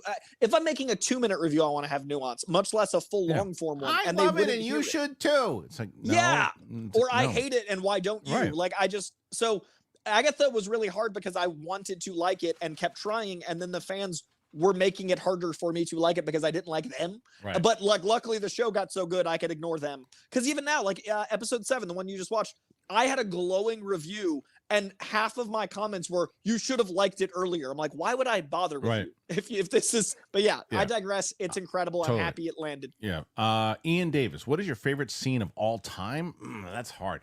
From any movie, a scene you will never forget. Mine is when Maximus reveals who he is to Commodus in Gladiator and gives that epic speech. I mean, the first thing you got to go with whatever comes to your brain, because there's right now. It's not going to be your favorite, but the first one that comes to your brain, we'll say that, because there's so many. And I would say you bring up Maximus, is probably why I went there, but William Wallace giving the speech of Sons of Scotland, I am William Wallace. And that whole thing, that whole moment, I could probably recite the whole damn thing. So I would say that one.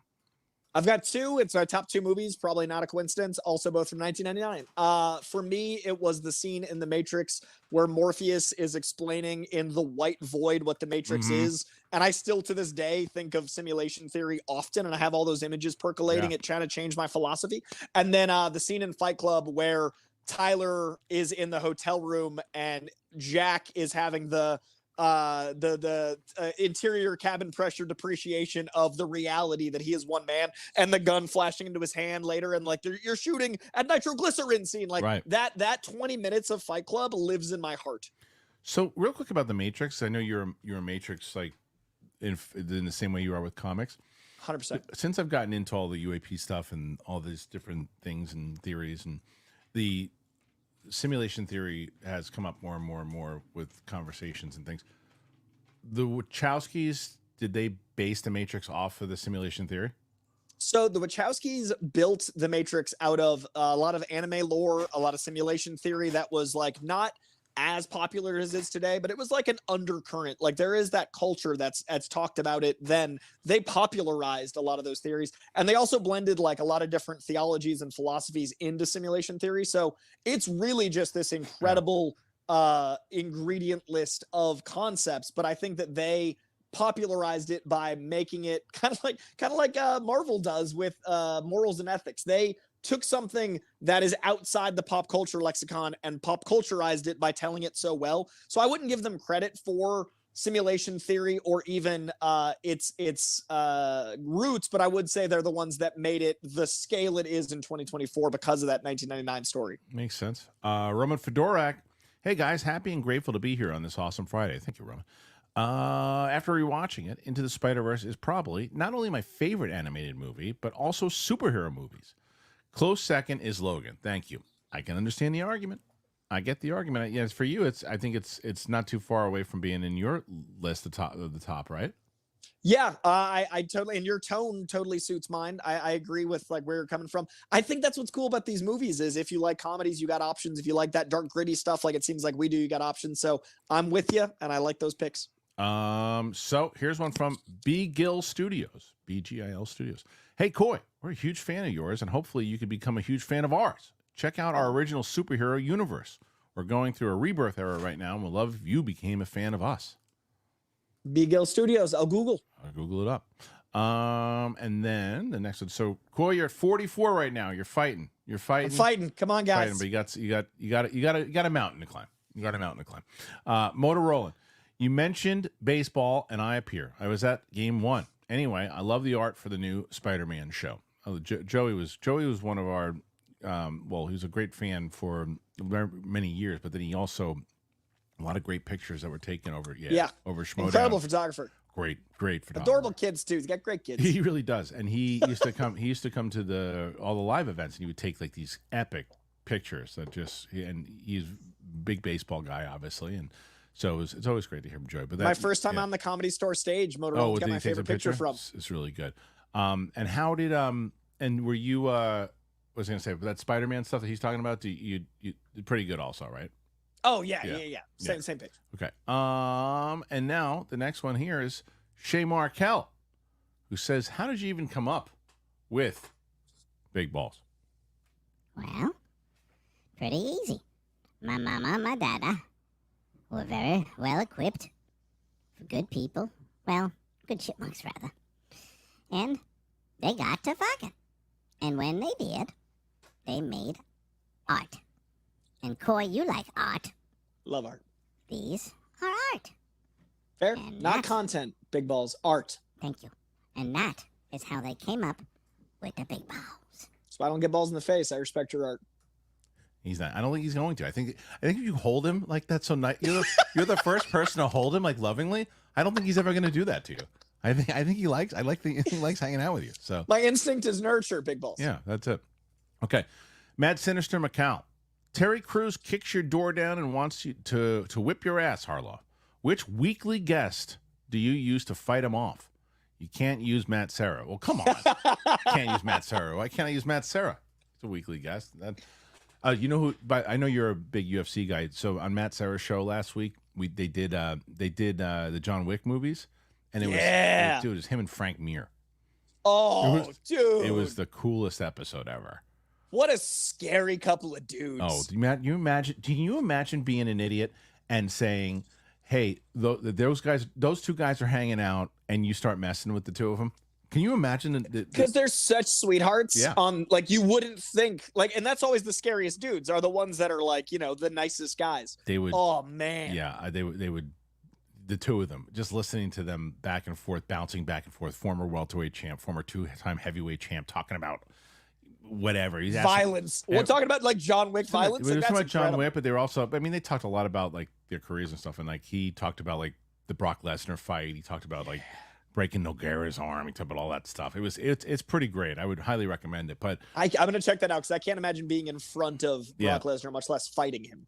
so my answer with that is Terry Crews. If it's right after a Twitter fight, I'd probably have Roca, because Roca or Kalinowski all fired up after a Twitter war, and Terry Crews, I would probably take because they carry a lot of anger, the two of them. So either Roca or Kalinowski. You'd say the same.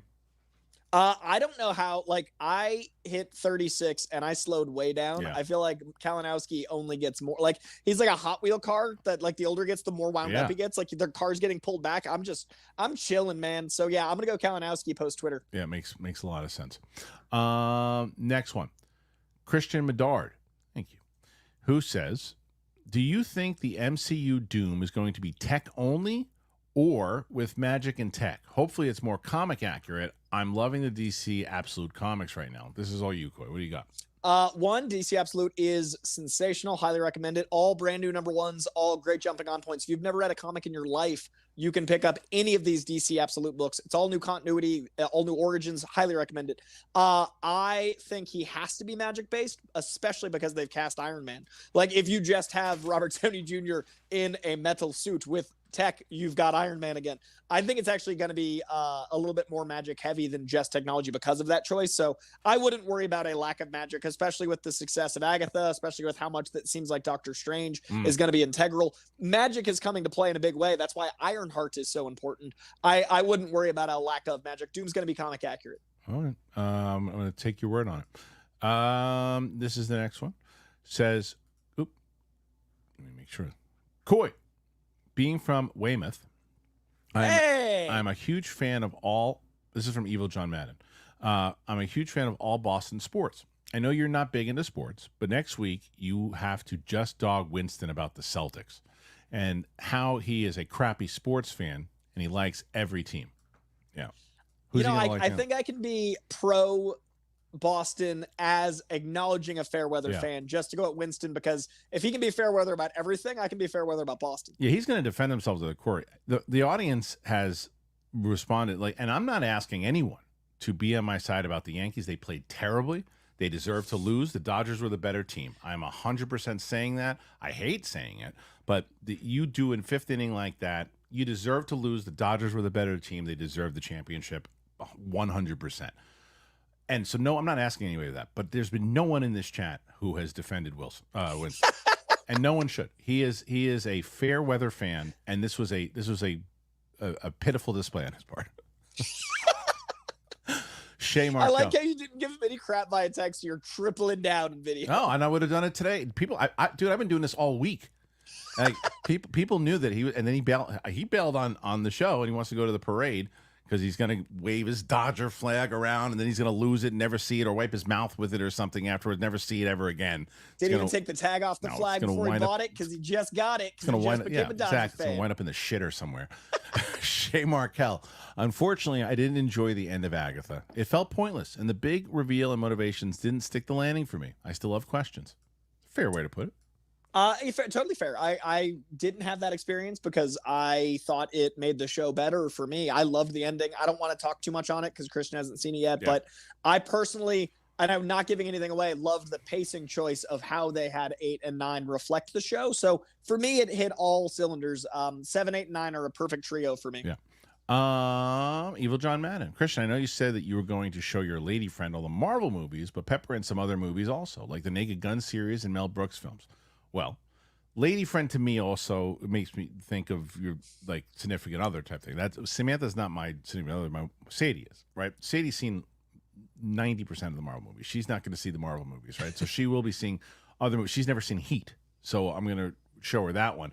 Sam today, we were going to start the MCU today, but she came in. And she's like, "Oh, you kept talking about Warrior. I wanted to see Warrior," and I'm like, "Okay, but can we do? We're going to do 3 Marvel movies. We're going to record 3 Marvel movies next week. I'm going to air them weekly, but she's like, we can do 3 next week." She's like, "Yeah." I go, "All right, well, let's check out Warrior." Because I'm not gonna lie, I wanted to watch Warrior again. Also, I love that movie so much. But we are doing different movies for sure. Tina's coming in. We're gonna do like Sonic and the Lion King or the live action kind of remake or whatever it is, the computer animation. Somewhere Bibbs is shivering that I called it live action. But either way, Naked Gun, I feel like everybody has seen out of the crew, and a lot of the Mel Brooks films. But yes, we will be doing some different things. Okay. Next question here. Coy at 48. Jason Crosby. Hey, guys, I love the show, and I've been listening, watching for years. Thank you, Jason. I still rock my shave your head and go to sleep shirt that I purchased forever ago. I love that. That one, I don't remember what that rant came from, but do you know the history of that one? No. I was on Collider, and I said something. It was someone I go, and if you say things like that, you should just shave your head and go to sleep. And I don't know why it caught on, but it did. And people are buying shirts, and we sold a lot of those. So stupid. Sometimes that's the stuff that takes off. My number one selling shirt is "You don't punch a gift horse in the mouth," because I thought that was the expression. I remember that. Apparently, that's not the expression. It's not. I want to do one that, because I just did Nerd Chronic as a show, and it hasn't aired yet, but it's gonna. Him and Video Drew, they had me on their show, and I did it, and they've asked me this, and Kate has asked me this. Is that the thing that I've done in my career? I think the best is pivot, right? And I almost want to take a thing out of that Friends thing, pivot with an exclamation point, and do a shirt for that. Derek Johnson, thanks for support. Thank you, Derek. Always good to see Derek. And then we have the next question, which comes from Anthony Rayball. Excuse me. Hey guys, hope your day is going great. Coy, I'm a casual comic book fan, and I have no idea who Wonder Man is. What comic book would you recommend reading to get a better idea of him? If you look up Simon Williams' West Coast Avengers, that's probably going to be your best bet. It was, I think, early 70s, and it's a very early 70s kind of character. So usually I'd say read a modern take because that's a little more approachable, but I think reading the 70s him is going to give you a better sense of who he is. And then the second recommendation would be some of the Brian Michael Bendis stuff with him on the Avengers that's more modern. So I'd start with West Coast Avengers, look up Wonder Man, West Coast Avengers, then get into that stuff. Also, his appearances with Beast are great. His relationship with Hank McCoy is fantastic. So look up kind of those elements and then find comics from there and then explore. Shay Markel, thoughts on how Marvel can produce grounded and adult projects while dodging the criticism DC earned for their more gritty takes on superheroes? Well, I think there's a balance in between because I think that DC is still going to do the same thing. I think DC, you already look at what they're going to do with Lanterns, right? I think there's a way to do it where it's not too dreary and you don't, I still think there's a way to do that for sure. But Coy, how do you see it? I think that you shouldn't make Superman the Punisher. Like I think it's as simple as adapting the characters correctly. I don't think you should have the melancholy of Batman be so Superman because then they're both just kind of dreary. Like you need balance in your universe, and there was no balance, in my opinion, in the last universe. So I would just focus on what makes the character tick and then make that the movie. So I wouldn't want a G-rated Punisher any more than I'd want an R-rated Superman. So focus on what the character's about. Make that the movie. Don't make the universe feel like it's one dreary mess, and you're fine. Perfect. Tia Foster. I love your interviews. Thank you. Guys, keep it up. Coy, I'm so happy you found something out of Agatha. Joy for me, too. Winston, love you, even though you're not a real Dodgers fan. She didn't say that, but I think that's what she meant. Subtext. Darth Vader's burnt asshole. Just curious, what are your thoughts on the budget for Avengers Doomsday? It's already pushing $300 million with RDJ and the Russos alone. Look, anybody who watches this show knows that I talk about budgets in an annoyingly way to some of you. This is a movie that if it delivers, it's worth the investment. It's worth the investment to give it a shot if you can spend that kind of money. But if it doesn't hit, then you're going to be in some big trouble. But an Avengers movie, Avengers already has enough on the IP name alone with Downey back. I think you're going to spend a ridiculous amount. I don't think any movie should go over $375 like they did for that stupid last Fast and Furious movie, which I didn't mind, but in no world should have been $375. So I always think 300 is too much, but you got a shot to make it back with this movie. I think that it is the rare time that it makes sense that those things. I think Downey's paycheck that's a talk about capitalism. But I think that if you're looking at investment, this one makes sense because of the amount of buildup to it. I mean, it's insane, but they'll make their money back. Yeah. Ronaldo Leon. What's up, Ronaldo? Hey, guys, I've been a fan since Schneppen Heroes, so it's forever sweaty. What was a favorite memory of John? Also, Coy, have you read Nice House by the Lake? Why don't you answer that first, then we'll talk about John.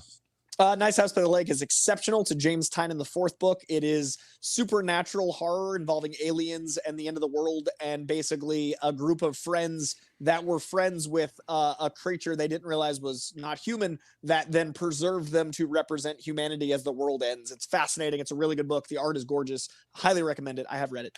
And then John's story, we talked about some last week, so you can give your first one. I'll think of another one. Well, obviously doing the shit rat face with him was always great, because where that originated from was the two of us always saw the panel stuff as having fun talking movies, where I won't say who, but there's a lot of people that we worked with that talked about movie news like it was world politics and treated it like that. And we were like, so Schnepp and I were both like, no way. We were like, let's crack jokes, let's do stuff. And we would just start busting up, and we would do like shit rat face, or I would say to him, the first time I did it, I was like that, and I turned to him and he did it, and we would be in the middle of a panel, and it would be some ridiculous story, and I would look at him like, and he's like, and we would do it, and we wound up doing it, and then there would be times where we'd be in the middle of something, and he looks at me to do it. So that for sure. And then another great memory I have of him, there's hundreds of them, but him and Holly, I drove them to San Diego Comic-Con one year, and I don't remember what year it was, but we just had we were listening to music, cracking jokes the whole time, and it was pretty great. I don't think I've ever shared this memory. It was almost my 30th birthday when John passed, and I didn't realize that he was setting stuff aside for me, like nerd stuff. Yeah. So Holly came to my birthday, and I got items that John had saved for me for my birthday after we lost him. So it was really like special to know that even right at the end, like there were connection moments that got to live on. And I still cherish those things, really like cool. Some pint glasses and stuff. So John's memory is so strong that even at my birthday that he wasn't physically there for, I got to experience that again. So he's just like the most thoughtful, the most caring, the most nerdy, the most sweaty, the best ever. All right, Jim 1. Sad to read about layoffs at Screen Junkies and Fandom. Yeah, I heard something about it. I didn't hear. I don't know. Do you know enough about it? I didn't really. I know Billy Business and a few of the other OGs. That was when I was doing stuff. Did Billy get laid off? Billy's gone. Oh, so like if they're going that deep cut, like Billy, I thought was like Billy a was there cornerstone. forever. Yeah. Like, and because I was doing stuff at Screen Junkies a decade ago, and Billy had already been there and then he came back in a bigger way. So like I always considered that, you know, what fandom was. I don't know that any company that's that scale is safe anymore. I know Rotten Tomatoes laid some people off. I know Fandom laid some people off. I know GameSpot laid a lot of people off. I'm gonna make a YouTube channel, call it Coyjandro, and I'm gonna figure out how to live off it. But that's what I see. But that's what I told you, and I had this conversation outside my old house before I left LA. And it's like the problem is that there's this traditional idea of grab somewhere where there's someone can hire you, and you can do this, and you can get hired, and you work, and you'll be okay. And it's like this business in general, it's just so fickle. I mean, even in the movie business now, it's like executives and assistants and everybody, like it was so secure back like 10, 15 years ago. Now, not as much. The whole entertainment industry is not safe. And that's why, like, that's one of the main reasons, like I said, and people always kind of goof in the fact that anytime we bring up working at Collider Live, I'm like, oh, it was the worst. One of the reasons it was the worst, it was just, I did what a lot of people do. I was, at the time, you know, I had both, well, my youngest wasn't born yet, but I was working there and I needed health insurance and I wanted to make sure that I had a steady gig that I was doing. And I took the risk of saying, okay, well, Schmo's probably going to take a hit from this because a lot of my attention is going to go to Collider. And I did that. And I put a lot of effort into a lot of the stuff with Collider. And, you know, it's like hindsight, you know, whatever. But I look and I say, I would probably, if I could do it over again, I would do it over. People, I always, every time someone goes, oh, if I would do it over again, would I? No, fuck yeah, I would do it over again. And I would not do it. And I would just stick with, I think that, you know, if you go back to it, it's like, because of what we're talking about here with these big companies got involved with the YouTube space after they saw like the personalities popping, and you had the Nerdist and the IGNs and the Screen Junkies and the Colliders and everybody. And then the audience fans like, yeah, oh yeah, we like that for a little bit. And then we just like the personalities, so we like them instead.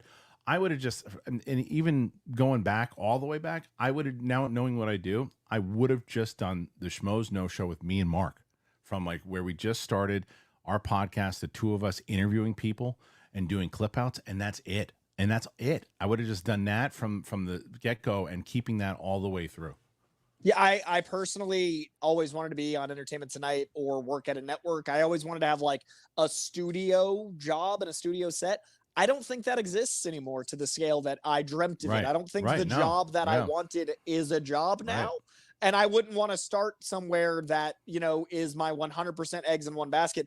I like freelancing at, like, if a company wants me to work with them, then I'm happy to. But the idea of like one basket scares me because it's all falling apart. And my own YouTube makes me happy because every single subscriber to my name feels like a connection. Yeah, like there's a one-to-one. So there's merit in doing your own thing for sure. Totally. Okay, so Day Napper, who says, pick one. Unable to watch movies of the big three, DC, Marvel, Star Wars, or can only watch movies with your family that they choose. Wait, so what? Hold on. You pick one. You're either unable to watch movies of the big three, DC, Marvel, or Star Wars, or you can only watch movies with your family that they choose, but they can choose one of the big three. I would with the family. I mean, I love watching movies with my family. Yeah.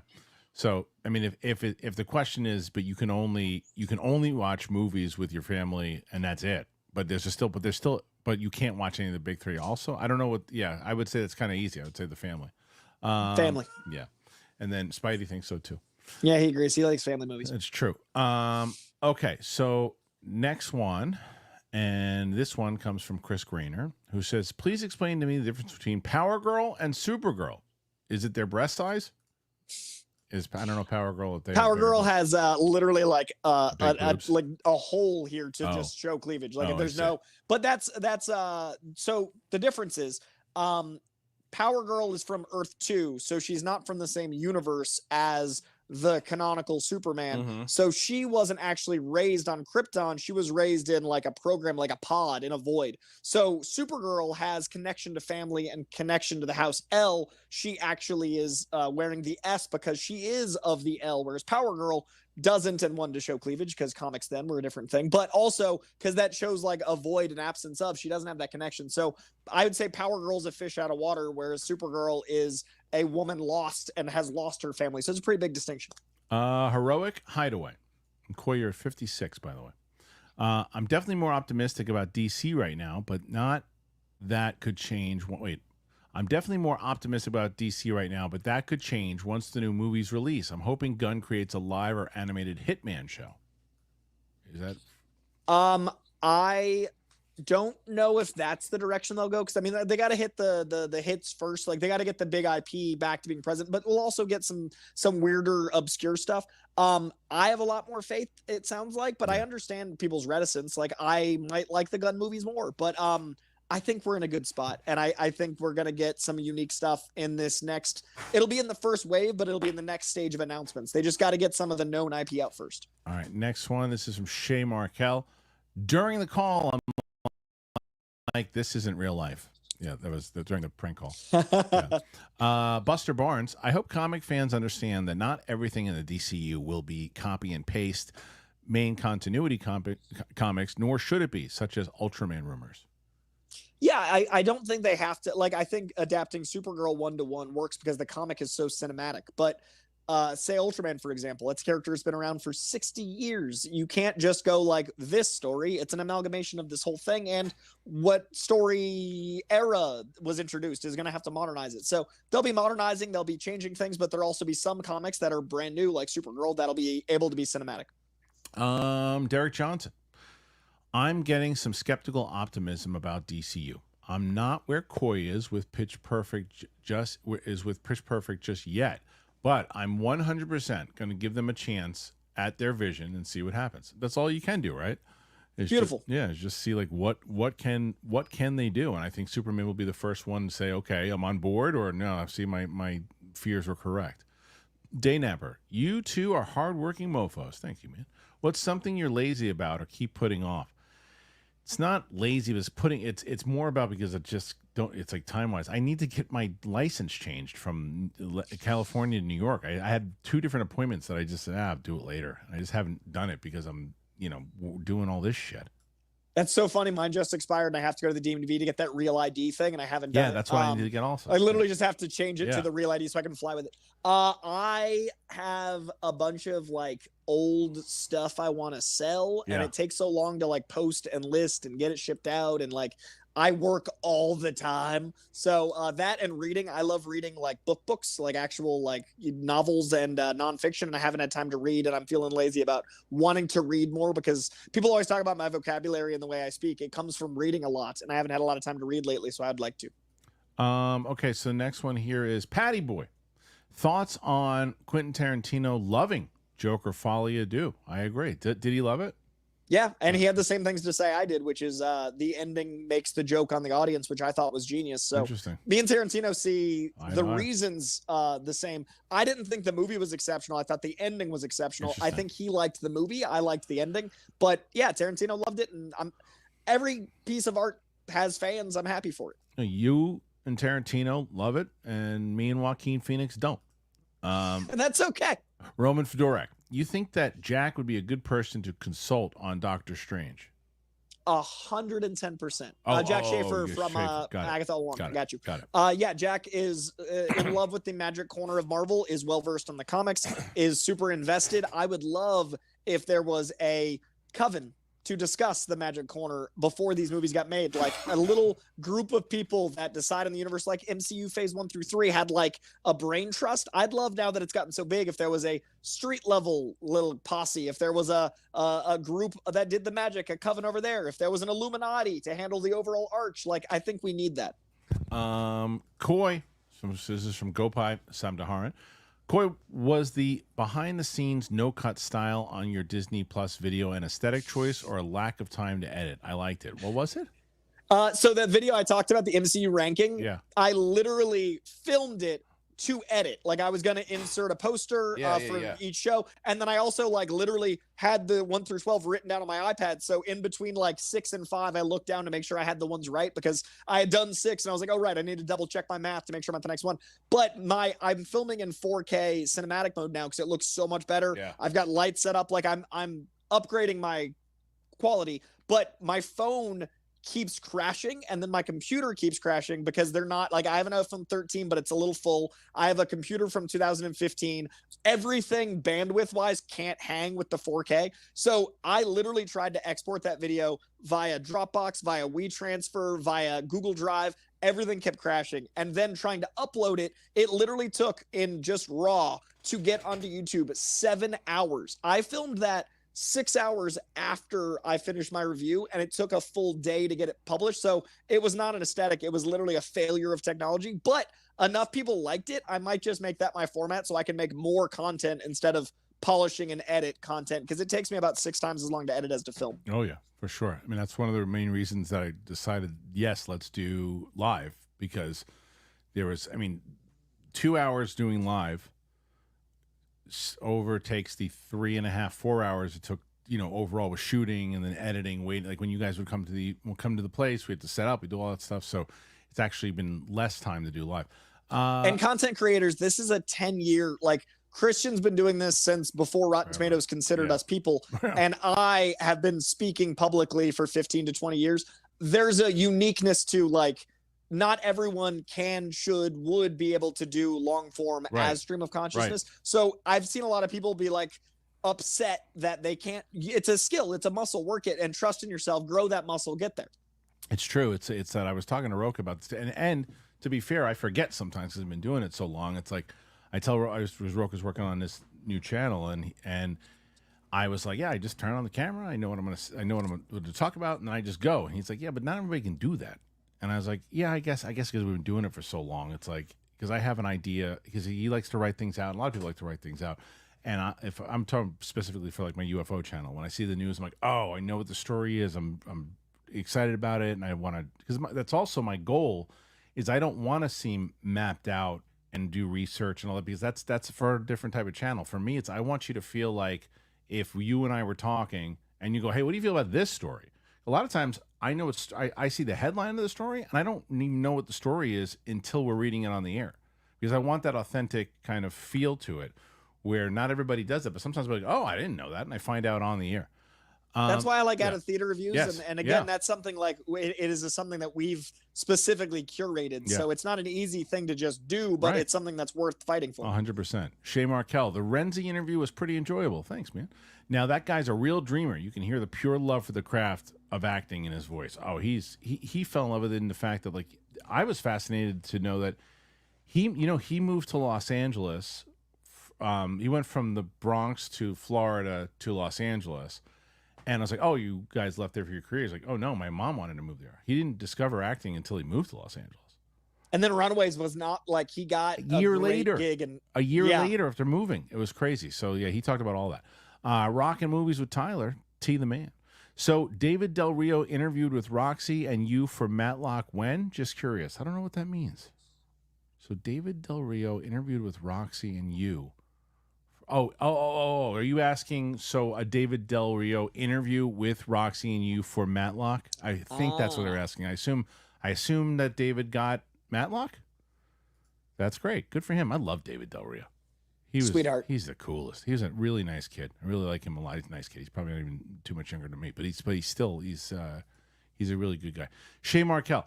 I love how so many people are going crazy for Agatha. I didn't get quite as much out of it, but I'm happy it was made. It was just a decent show for me, which is, again, a fair way to put it. And you're not saying I hated it, so you're a rotten asshole for loving it. Yeah, 5 out of 12 for me is a pretty sweet spot, and I'm glad you dug it too. You're almost at 60. You're at 58 right now.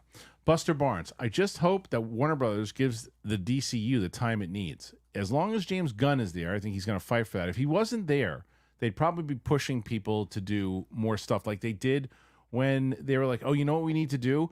We shouldn't build to Batman v Superman. We should just do it as the next movie. And it's like, build to it, man. Earn it. And I think that James Gunn will earn it. Evil John Madden. Hey, Coy, I'm with you. I also hate people. That's why I don't go to the movies anymore. I only watch movie at the house. I had a whole conversation with Mark Paul Gosselaar about that when we were discussing just like how it's really hard to go to movies and everything too, because people's behavior is just so bad.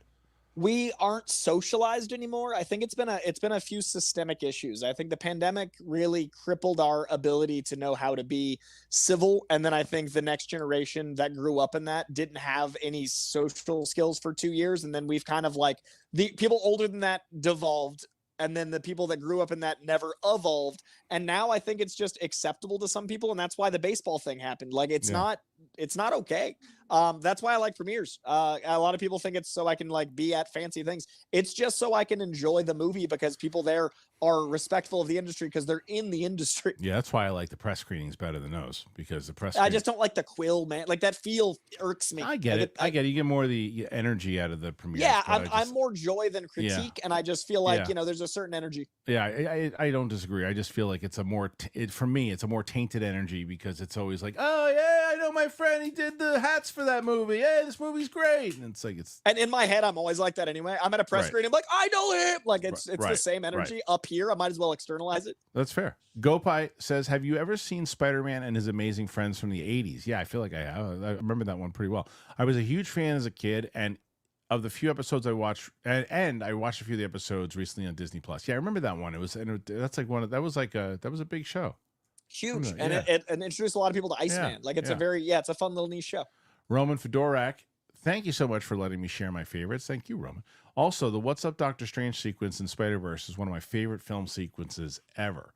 What's up Danger sequence in Spider-Verse? Oh, the dive off the skyscraper sequence. That first big moment in Spider-Verse. Yeah, it's pretty great. Genius. It's pretty incredible sequence. Shay Markel says, hot take. I enjoy Mark Ball's projects, particularly Echo 3 on Apple TV. Have you seen it? I have not.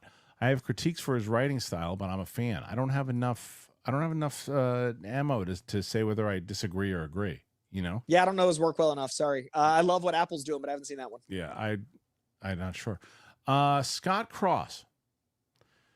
Vic's bus scene in Penguin is Chris Moltisanti's scene where he sees the crow as he's getting made. One last chance before sending their fate. Yeah, I asked him about that moment and exactly why. And I'm one of my things to do. I'm hopefully at least this weekend for sure. I have like a ton of clips in my clips channel right now, Coy. I've got like, I think 10 from him. I've got another 5 from like Matthew Lillard. I have like 10 from Jillian Michaels. I have all Billy Maggesson's clips. I got to like piece them out throughout the next couple of days, but there's tons of clips coming on that channel, and that bus scene one is definitely one of them. These are great problems. Yeah, I know. Evil John Madden. Coy, would you ever let your lady friend be on the show with you? Would love to get her opinion on some of the comic stuff and other movies. We actually we've been watching Penguin, and she makes a voice cameo appearance in Penguin reaction at Real Rejects. Just voice. But I think long term, you were talking about, rewatching Marvel with a friend. She hasn't seen a lot of Marvel at all. Oh, you're gonna do that one, right? You told me about that. Like leading up to Secret Wars, I think it'd be kind of cool to do. And we want to go back to Howard the Duck though, like the whole way. Wow, that's crazy. Okay, Shay says Inception would be a good film for Sammy Guns. Yeah, Inception would be. I would love to watch that with Sam. Also, she's never seen that either. And she hadn't even heard of Warrior. She's like, how did I not hear of this? Wow. Movie? Yeah. Did she know that iconic come out and play moment or nothing? No, we didn't watch The Warriors. Oh, you watched Tom Hardy's Warrior this whole time? I've been thinking like Clank come out and play. I was crying over Warriors. I don't. Warrior's my favorite sports movie of all time. Yeah, we were talking. She had never seen Warrior. Oh, dude, I literally not to dox him, but Frank Grillo showed up at my gym the other day. And I literally got to like talk with him while working out like I was in Warrior. I got to hear the music, the orchestra. Yeah, it was so surreal in that setting. It's great. I interviewed him at Clyde Live and he was great. And so Sarah's buddies with him. We're trying to get him on Sarah's show. I love Frank. It was just like, and I've spoken to Frank a number of times, but at the gym, I literally felt like I was in my favorite sports movie. Yeah, it's so good. Yeah, so Warrior is the one that we did. I love that movie. Go Pipe. Coy, is Rita Hayworth on your wall from Shawshank? Rita Hayworth is on my wall. Rita Hayworth is right there next to Superman. I think that's one of the shots from Shawshank. I don't remember. But she's one of my fiance's favorites, so I tried to get some art for her too because we lived together, and it was a very comic-y space. So I'm trying to. Very smart. Yeah, that happens. Andrew Self, movie fans or sport fans, which is more toxic? Depends. Depends. It depends on the sport. Depends on the fan. It depends. Yeah, I think that you could probably, if you're really in, like, remember, we're all really entrenched in this space, right? So your first instinct is to say, "Wow, it's the movies," but I'm sure that there's WWE fans that would argue with you and say, "No, it's wrestling fans," and then there's other probably that argue with you, "No, it's football fans," and I mean not American. I'm talking about football fans, like hooligans, soccer hooligans. So I would argue sports fans only because when a movie does well, there aren't riots in the streets. That's true. Like physical violence is rare after a movie. That's true. Like there are riots when their teams win. Yeah, much less a loss. I think I'm big sports. That was a good call. Anthony Robal. As a fellow Dodger fan, Winston is not allowed to root for us. He has no loyalty. That's right. That's my point. That is my point. It is not, again, Anthony, congratulations on your team. You guys played the right game. You kicked the piss out of us, and we played like shit, and you guys played great. You guys are the winners. It doesn't allow people to come say, hey, not only am I a fan, I'm going to talk shit against the other team. You're not allowed to do that. You can root for them. You live in LA, fine, root for them. I don't care.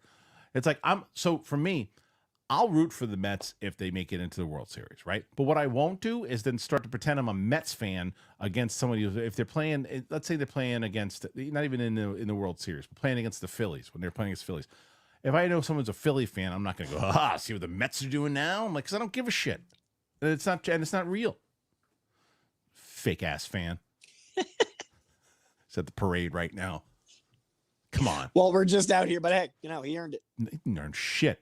No, he earned this. Oh, yeah, he earned this. That's right. Shay Markel, Demetrius Johnson, Mighty Mouse, is the MMA GOAT. Okay. I'm going to go GSP for me. I think GSP is the most talented versatility and individuality. I think GSP is the greatest. I think he became the kind of like the idea of what to strive for. Yeah. GOAT implies a versatility that I think GSP is. Yeah. I mean, people at one point would say GSP, would say Anderson Silva, but I think Izzy is in the conversation. Yeah. Now, this isn't fair. Of course, you guys are buddies. I love Matt Thomas, but he says, I'm going to stand up for Winston. No, you can't. And as a Cubs fan from Cleveland who won and lost the 2016 World Series, no matter what side, no. You're not understanding what I'm saying. I'm not telling you that he can't root for them. That's not what I'm saying. It's the trash talking. It's not the trash rooting. talking to someone else like you've always been a fan of that team. So you're a Cubs fan. And then if the Guardians are in the series, you don't just get to start talking crap to whoever they're playing. You say, "Oh, I'm rooting for them." That's okay because you went to Cleveland. That's not what I'm not telling you. I'm telling you he became an obnoxious Dodgers fan when he never even mentioned the Dodgers once ever. He mentions the Cowboys every other sentence. But it doesn't count. And Matt, you're his friend, so that argument means nothing to me. Chris Granier, Coy just killed me with the gift horse comment. I'll be using that one. I remember when you did that. It was pretty. I saw that clip. It is pretty amazing. Have you posted it on your social? I should. Yeah, we made a shirt out of it and like a whole drawing, and it's the Deadpool art from the first film. It's a great shirt. You should. All right, 63 so far. Shay Markel, I was active in the military during you guys' time at Movie Talk. I was 19 and going through a lot. Movies is something that connects my entire family, so watching you guys while deployed was impactful. I'm so glad. Honored. And I'm glad you're okay, Shay. So, Cowboys fan 92. Hey, guys, I think I said this before, but John got me into buying single issues because I'd always been reading graphic novels. Up until then, growing up, he got me into buying weekly when I was 24. I can imagine how many people John Schnepp got reading comics. And I can say it's the highest compliment, and I'm sure John felt the same. Anytime I get that in a comment, it means the world to me because it's something I care about, and you guys are helping that exist, so it's amazing. Love that. All right, next one here, and that's from Cowboys fan 92. Also, John would have lost his mind at all this mostly cool, good new MCU film, and because remember we lost him before Infinity War. No, we lost him before Endgame. Before Endgame. I saw Infinity War with him. I sat next to him in Infinity War. And he had a look on his face that I remember when I was watching Endgame, envisioning him with that same face those moments. So I thought of him throughout every time I've seen that movie. Same. Alex, hoping that the Young Avengers are part of Doomsday, as it seems they are adapting elements of Children's Crusade. Sad we won't get to see the Kang aspect of that comic play out, as I felt Ironheart could replace Iron Lad. Coy, that was all German to me. I was going to say, that is some deep cut, and I respect it. I do believe the Children's Crusade is something they're leading to. I think the Kang storyline was going to tie directly into Doom in that exact way. I think that... There we go. I don't know why it's doing It's like I moved my hands. But move it again. Now move it again. Is it that simple? Yep. Amazing. Yep. Okay, so, but what I think they're going to do is Doom is going to conquer someone other than Kang to show his strength. We are going to get some of those elements, but if you want to know the story that I think was going to be Secret Wars and Kang and the Kang Dynasty, read Children's Crusade. This person has it exactly right. Unfortunately, it can't happen now, but I think we'll get something special either way.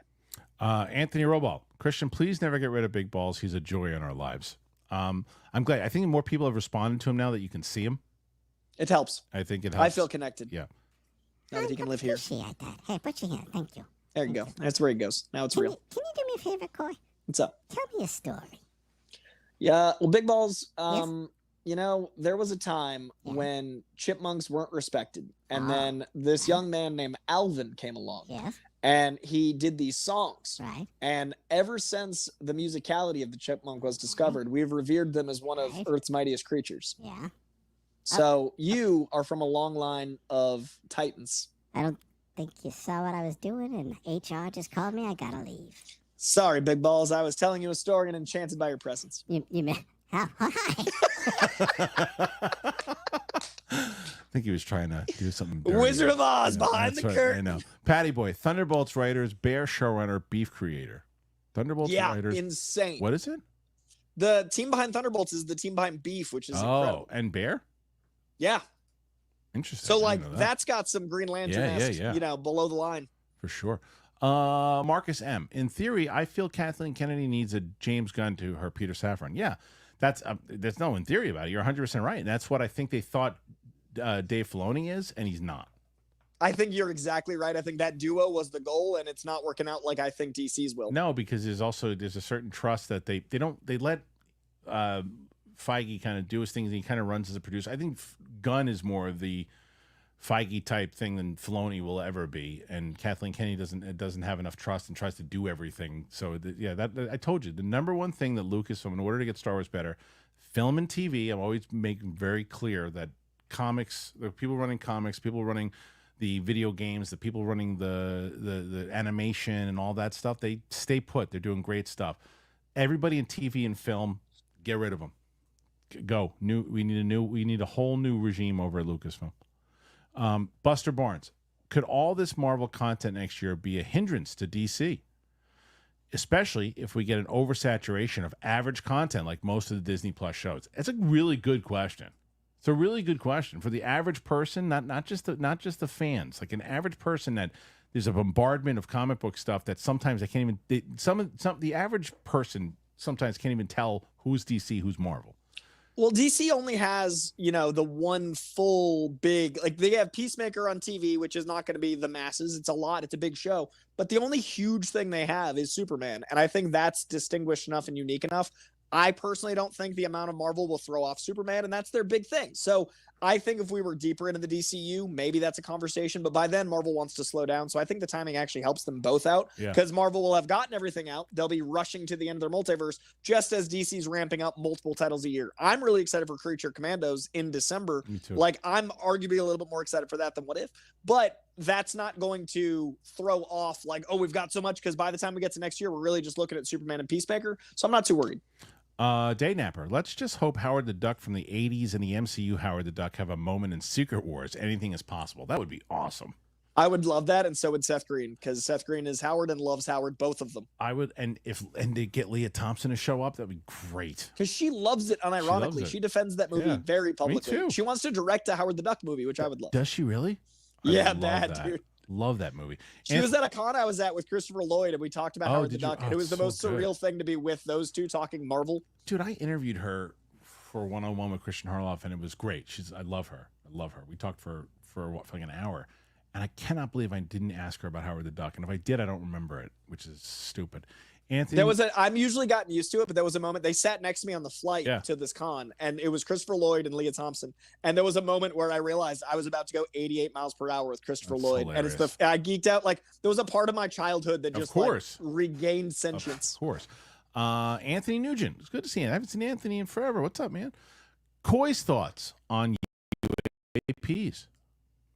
I think that I live in a world where I don't know a lot of the realities of things, and we discover things all the time. Like, we used to invent gods to explain the science we couldn't understand. We used to invent things like fiction comes from us trying to explain things. There is far too much fiction, far too much parallel between civilizations. There's far too much coincidence to not believe something exists. I think some of it that we think exists isn't true because people like to perceive things that aren't real, but I think some of it has to be true because of the sheer amount of it. So I don't know if that's really an answer. I believe, I just don't know to what scale. Yeah, the Langley stuff is very interesting, as well as there's a new hearing on November 13th. There's a second hearing, public congressional hearing they're doing on it. So I'm hoping that it'll be something that I won't have to tell you about it, like that you'll hear about. It gets big enough that it'll, yeah. Roma Fedora. Coy, I mentioned your Unforgiven reaction last week. What are some movie reactions that you have done that stand out to you? I watched Hereditary recently, and it scared the crap out of me, and it was so funny to watch on screen, like the experience of being scared on camera. So this is no disrespect to reacting, but it is not the same as watching a movie. Mm-hmm. I can't immerse myself quite the same with lights on me and a camera. Right. I had never seen The Abyss, and that is the first time a reaction elicited a 5-star. I've given 25 films now with this. I had 24. This was the 25th. The fact that The Abyss was that good whilst reacting to it The Abyss was sensational. So Abyss and Hereditary and an Airplane. I just did Airplane. It was hilarious. You never seen an Airplane before? I'd never seen Airplane, dude. It was so fun. It's hilarious. It was like I couldn't breathe, and I kept like it was and holds painfully up. good. So good. Patty Boy, have you seen Your Monster? It's a really good movie. I haven't. Have you? No, I've never even heard I don't it. know what that is. Not sure. Okay. Wicked Art. The Man. Rate these villains: Magneto, Omega Red, Apocalypse, Sentinels, Mr. Sinister. Mine is Omega Red and Magneto. I'm going to let Coy do this because I'm not as familiar with the other ones. Can I give me those again? You got Mr. Sinister, Sentinels, Apocalypse, Omega Red, and Magneto.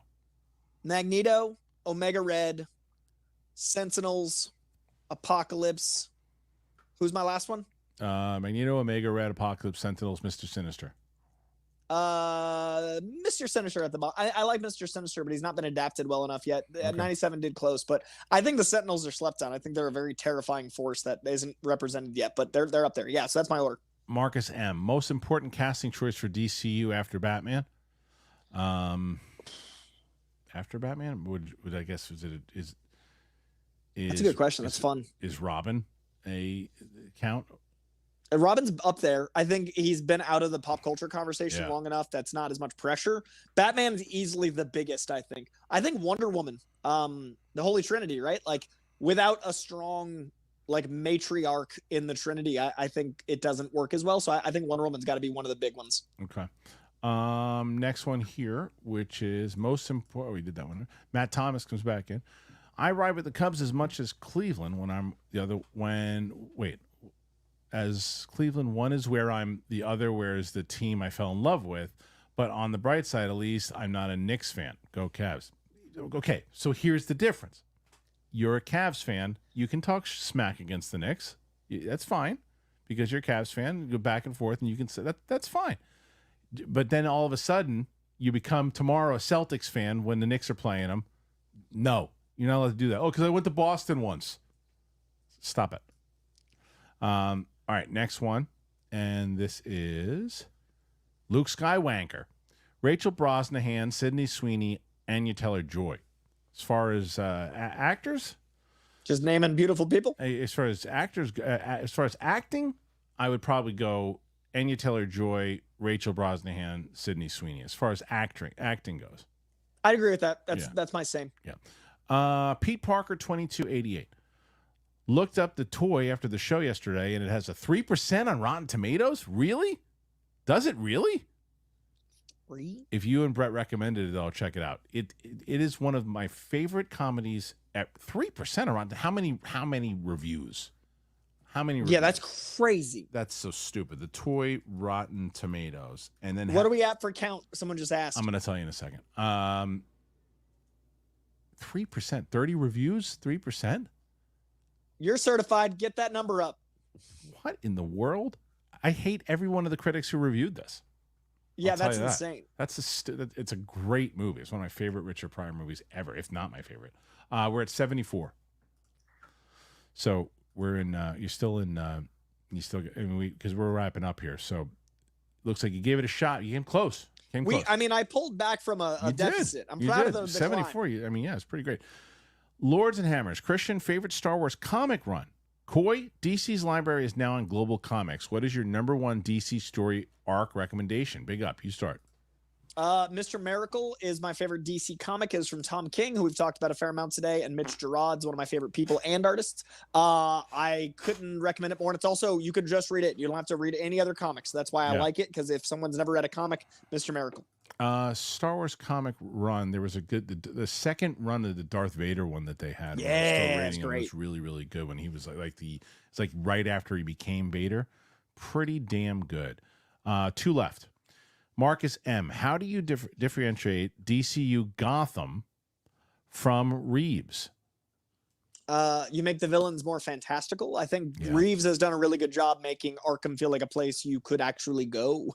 I think Reeves is going to really focus on the gritty, grounded, and so you make Gotham like insanely scopic with Art Deco. You make it look like the animated series, but you fill it with larger than life characters. So physically lean hardcore into stylized. I wouldn't go as far as Schumacher, but you could go like as far as like a mix between Schumacher and the animated series, and then make sure the characters are more fantastical and it'll stand out on its own. Just don't bombard it with comedy. I don't want Adam West Batman. No. Sun Tzu. I'm stoked for the new Fantastic Four film. If you can remember in Batman Mask of the Phantasm, that futuristic-looking city, 60s type Jetsons world that Bruce and Andrea Beaumont visited, that's how I envision it. That's literally what I was just describing Gotham as. That's so funny. Like to a T. That is exactly it. I think that's what Fantastic Four and Batman should both do. I think retrofuturism is a style live action has not adapted enough. I think Schumacher touched on it, but then it got overly commercialized. But there is absolutely a sweet spot right there they can do. Well, there you go. Coy, like you said, you came back. I think 76 is nothing. And nothing to scoff at. Anytime we have a week, 76 is a number you can beat. Rocha just happened to have 111 week to start. So Rocha takes the week, but nonetheless, it was a hell of a performance here by Coy Jandreau and a great show overall. Without Winston to back me up, just me going at it. No, but he'll take the credit for it when he gets back and say he's the number one. He's the number one guy. So he is Capes and Cowls.